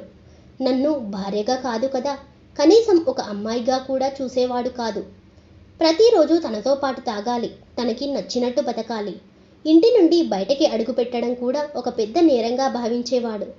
తను కోరినప్పుడు సుఖాన్నివ్వడానికి, తన ప్రతి అవసరం తీర్చడానికి మాత్రమే తనకి నేను కావాలి. నేను చూసే టీవీ ఛానల్ దగ్గర నుండి నేను వేసుకునే బట్టల దాకా తాను చెప్పిందే జరగాలి. తను చెప్పినప్పుడే నవ్వాలి, తను చెప్పినప్పుడే ఏడవాలి. కాదంటే ఇష్టం వచ్చినట్టు కొట్టేవాడు, సిగరెట్లతో కాల్చేవాడు. ఆ విషయం మా నాన్నకి చెప్పలేను. ఎందుకంటే ఇలాంటి వాడికి నా కూతురిని ఇచ్చి పెళ్లి చేశానన్న బాధతో మా నాన్న బతకలేడు. అందుకే భరించలేని బతుకుని ఆపుకోలేని కన్నీటితో కొనసాగిస్తున్నాను. ఆ కన్నీరు కూడా ఆవిరవడంతో తనువు చాలించాలనుకున్న దశలో నిన్ను ఒకసారి చూడాలనిపించింది అంటూ తన కన్నీటి వ్యధని రాజాకి చెప్పింది సమీర. ఆ మాటలు విన్న రాజా దుఃఖాన్ని ఆపుకోలేకపోయాడు. సమీరని పట్టుకుని బోరున ఏడ్చేశాడు. సమీరా, నువ్వు నాతోనే ఉండు, సమీరా ఎక్కడికి వెళ్ళొద్దు అంటూ చిన్నపిల్లాడిలా ఏడుస్తున్నాడు రాజా. చూడు రాజా, నా జీవితం చిరిగిపోయిన ఒక పుస్తకం. చిరిగిన ప్రతి పేజీలోనూ కష్టాలు తప్ప ఏమీ లేని ఒక పనికిరాని పుస్తకం. చిరిగిన ప్రతి పేజీలోనూ కష్టాలు, కన్నీళ్లు తప్ప ఏమీ లేని ఒక పనికిరాని పుస్తకం. నా ఈ జీవితం ఈ రోజుకి ఇంతే రాజా. రేపటి గురించి ఆలోచించడానికి కూడా ఏమీ లేని ప్రస్తుతం. భరించడమే ఇప్పుడు నా బాధ్యత అని చెప్పింది సమీర. కానీ రాజా మాత్రం సమీరని వదలడానికి ఇష్టపడలేదు. చూడు రాజా, ఇప్పుడు నీతో నేనొస్తే ఒకప్పుడు నేను మా నాన్నకి ఇచ్చిన మాట అబద్ధం అవుతుంది. మరియు నీ సమీర గూర్చి ఈ సమాజం మాట్లాడే మాటలు నువ్వు భరించలేవు. నా జీవితంలో ఎప్పటికీ నువ్వు ఉంటావు రాజా అని రాజాని ఓదార్చింది సమీర. సరే సమీరా, కానీ నీకు కష్టం వచ్చిన ప్రతిసారి ఈ రాజా ఉన్నాడన్న విషయం మాత్రం మర్చిపోకు అంటూ సమీరకి తన ఫోన్ నంబర్ ఇచ్చాడు రాజా. సరే రాజా, ఇక నేను ఉంటాను అంటూ అక్కడి నుండి వెళ్ళిపోయింది సమీర. కొన్ని రోజుల తర్వాత ఒంటరిగా కూర్చున్న రాజాకి సమీర నుండి ఫోన్ వచ్చింది. హలో రాజా, నువ్వు వెంటనే మా ఇంటి దగ్గరికి రా అని ఫోన్ పెట్టేసింది సమీర. దాంతో సమీర ఉంటున్న అపార్ట్మెంట్ దగ్గరికి వెళ్ళాడు రాజా. అక్కడ జనమంతా గుమిగూడి ఉండడం చూసి భయంతో వణుకుతూ వెళ్ళాడు. అంతే, ఒక్కసారిగా రాజా ప్రాణం తల్లడిల్లిపోయింది. అక్కడ రక్తపు మడుగుల్లో పడి ఉన్న సమీరని చూసి అక్కడే కుప్పకూలిపోయాడు రాజా. ఏం కష్టమొచ్చిందో పాపం. ఏ రోజు బయటికి కూడా రాని అమ్మాయి అపార్ట్మెంట్ పై నుండి దూకి ఆత్మహత్య చేసుకుంది అని పక్కవారు మాట్లాడుకుంటూ ఉండగా రక్తంతో తడిసిన ఒక లెటర్ వచ్చి రాజా ముఖం మీద పడింది. రాజా, ఈ జీవితం నేను ఇంకా కొనసాగించలేకపోతున్నాను. నన్ను క్షమించి రాజా.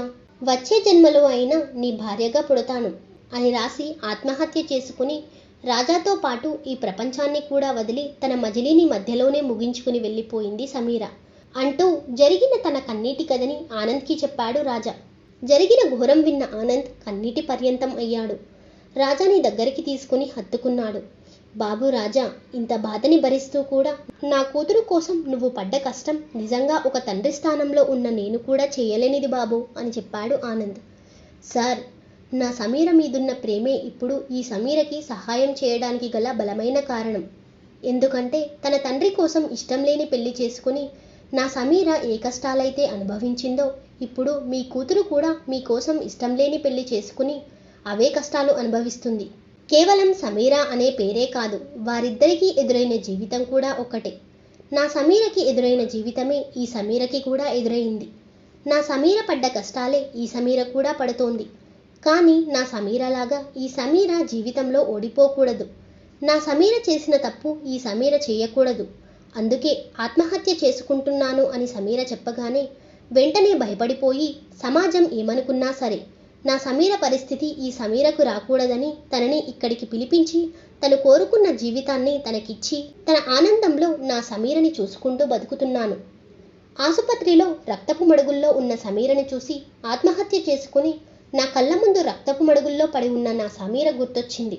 అందుకే ఎలాగైనా సమీర ప్రాణాలు కాపాడమని డాక్టర్ని ఆ దేవుణ్ణి వేడుకున్నాను. ఒక్కటి మాత్రం నిజం సార్, ప్రేమలో విఫలం అయిన అమ్మాయిలు ఒక మంచి భర్త రాగానే తానే జీవితంగా భావించి గుండెల్లో పెట్టుకుని పూజిస్తారు. కానీ తల్లిదండ్రులు మాత్రం అదే విషయంలో తమ పిల్లల అభిప్రాయం తెలుసుకోకుండా పెళ్లిళ్ళు చేసి ఇలాంటి దారుణాలకు కారణం అవుతున్నారు. ప్రేమలో విఫలం అయితే పెళ్ళి అనే ఒక దారి ఉంటుంది సార్. మరి అలాంటి పెళ్ళే విఫలమైతే అందరూ నా సమీరలాగా ఆత్మహత్యలు చేసుకోవాలి సార్. అందుకే సమీర జీవితంలోకి నేను వచ్చి తను కోరుకున్న జీవితం తనకిచ్చి చనిపోవాలనుకున్న తనకి జీవితం మీద ఒక ఆశను పెంచి తన చిరునవ్వులో చనిపోయిన నా సమీరని చూసుకుంటున్నాను అని చెప్పాడు రాజా. బాబు, సమీర విషయంలో నేను చాలా తప్పు చేశాను. ఇప్పుడు అది సరిదిద్దుకోవడానికి ఆ దేవుడు నీ రూపంలో నాకొక అవకాశం ఇచ్చాడు. నువ్వు నా కూతురిని పెళ్లి చేసుకో బాబు. ఎవరేమనుకున్నా సరే నా కూతురు ఆనందమే నాకు ముఖ్యం అని చెప్పాడు ఆనంద్.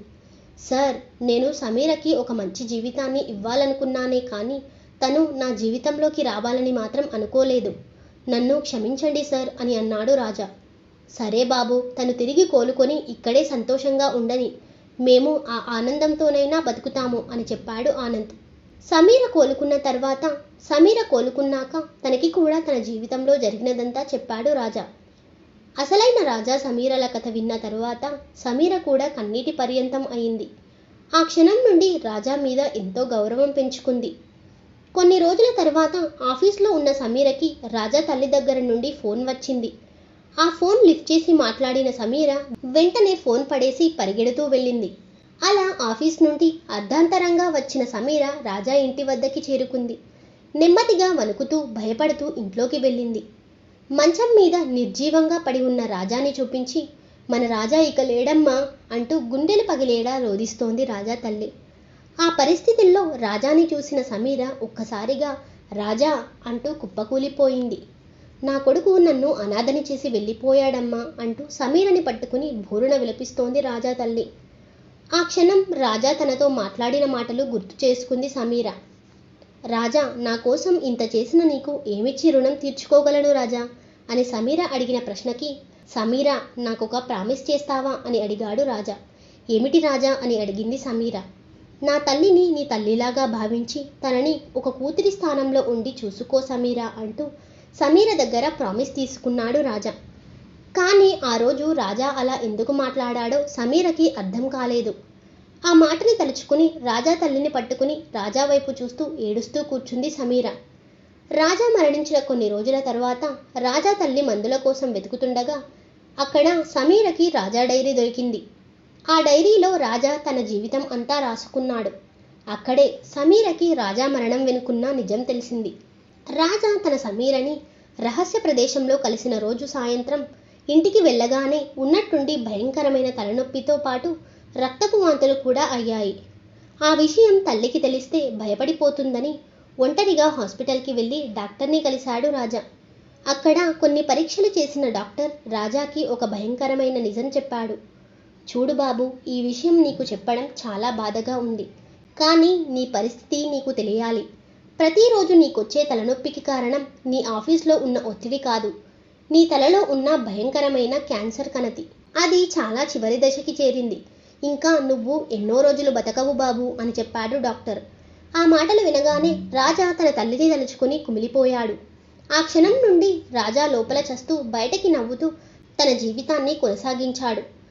అదే సమయంలో సమీర ఆత్మహత్య చేసుకోవడం, తరువాత అదే పేరుతో అవే కష్టాలతో ఇంకో సమీర రాజా జీవితంలోకి రావడం జరిగింది. ఆ క్షణం రాజా ఆ దేవుణ్ణి వేడుకున్నాడు. స్వామి, నా సమీరని బతికించుకోలేకపోయాను. కనీసం ఈ సమీర విషయంలోనైనా నన్ను గెలిపించు స్వామి. నా మరణం ఆపమని అడగలేదు, కానీ సమీరకి తను కోరుకున్న జీవితం ఇచ్చి తన ముఖంలో చిరునవ్వు చూసేంత వరకు ఆగమని వేడుకుంటున్నాను. రాజా కోరిన విధంగానే సమీర జీవితం ఒక మలుపు తిరిగి చిరునవ్వులు చిందిస్తోన్న సమయంలో రాజాకి మరణం దగ్గరగా రావడం జరిగింది. రాజా చివరగా తన డైరీలో రాసుకున్న మాటలు: భగవంతునికి కృతజ్ఞతలు, తల్లిదండ్రులకి పాదాభివందనాలు. 25 ఏళ్ల జీవితం, నవ్వాను, ఏడ్చాను, బతికాను, భరించాను. అష్టదిక్కుల నుండి వచ్చిన అష్టకష్టాలను అనుభవించాను. ముంచుకొస్తున్న మరణంతో బయటికి కనిపించని ఒక యుద్ధమే చేశాను. కానీ మరణం మనిషి కన్నా గొప్పది. దాని ముందు అతిథులు కారెవరు.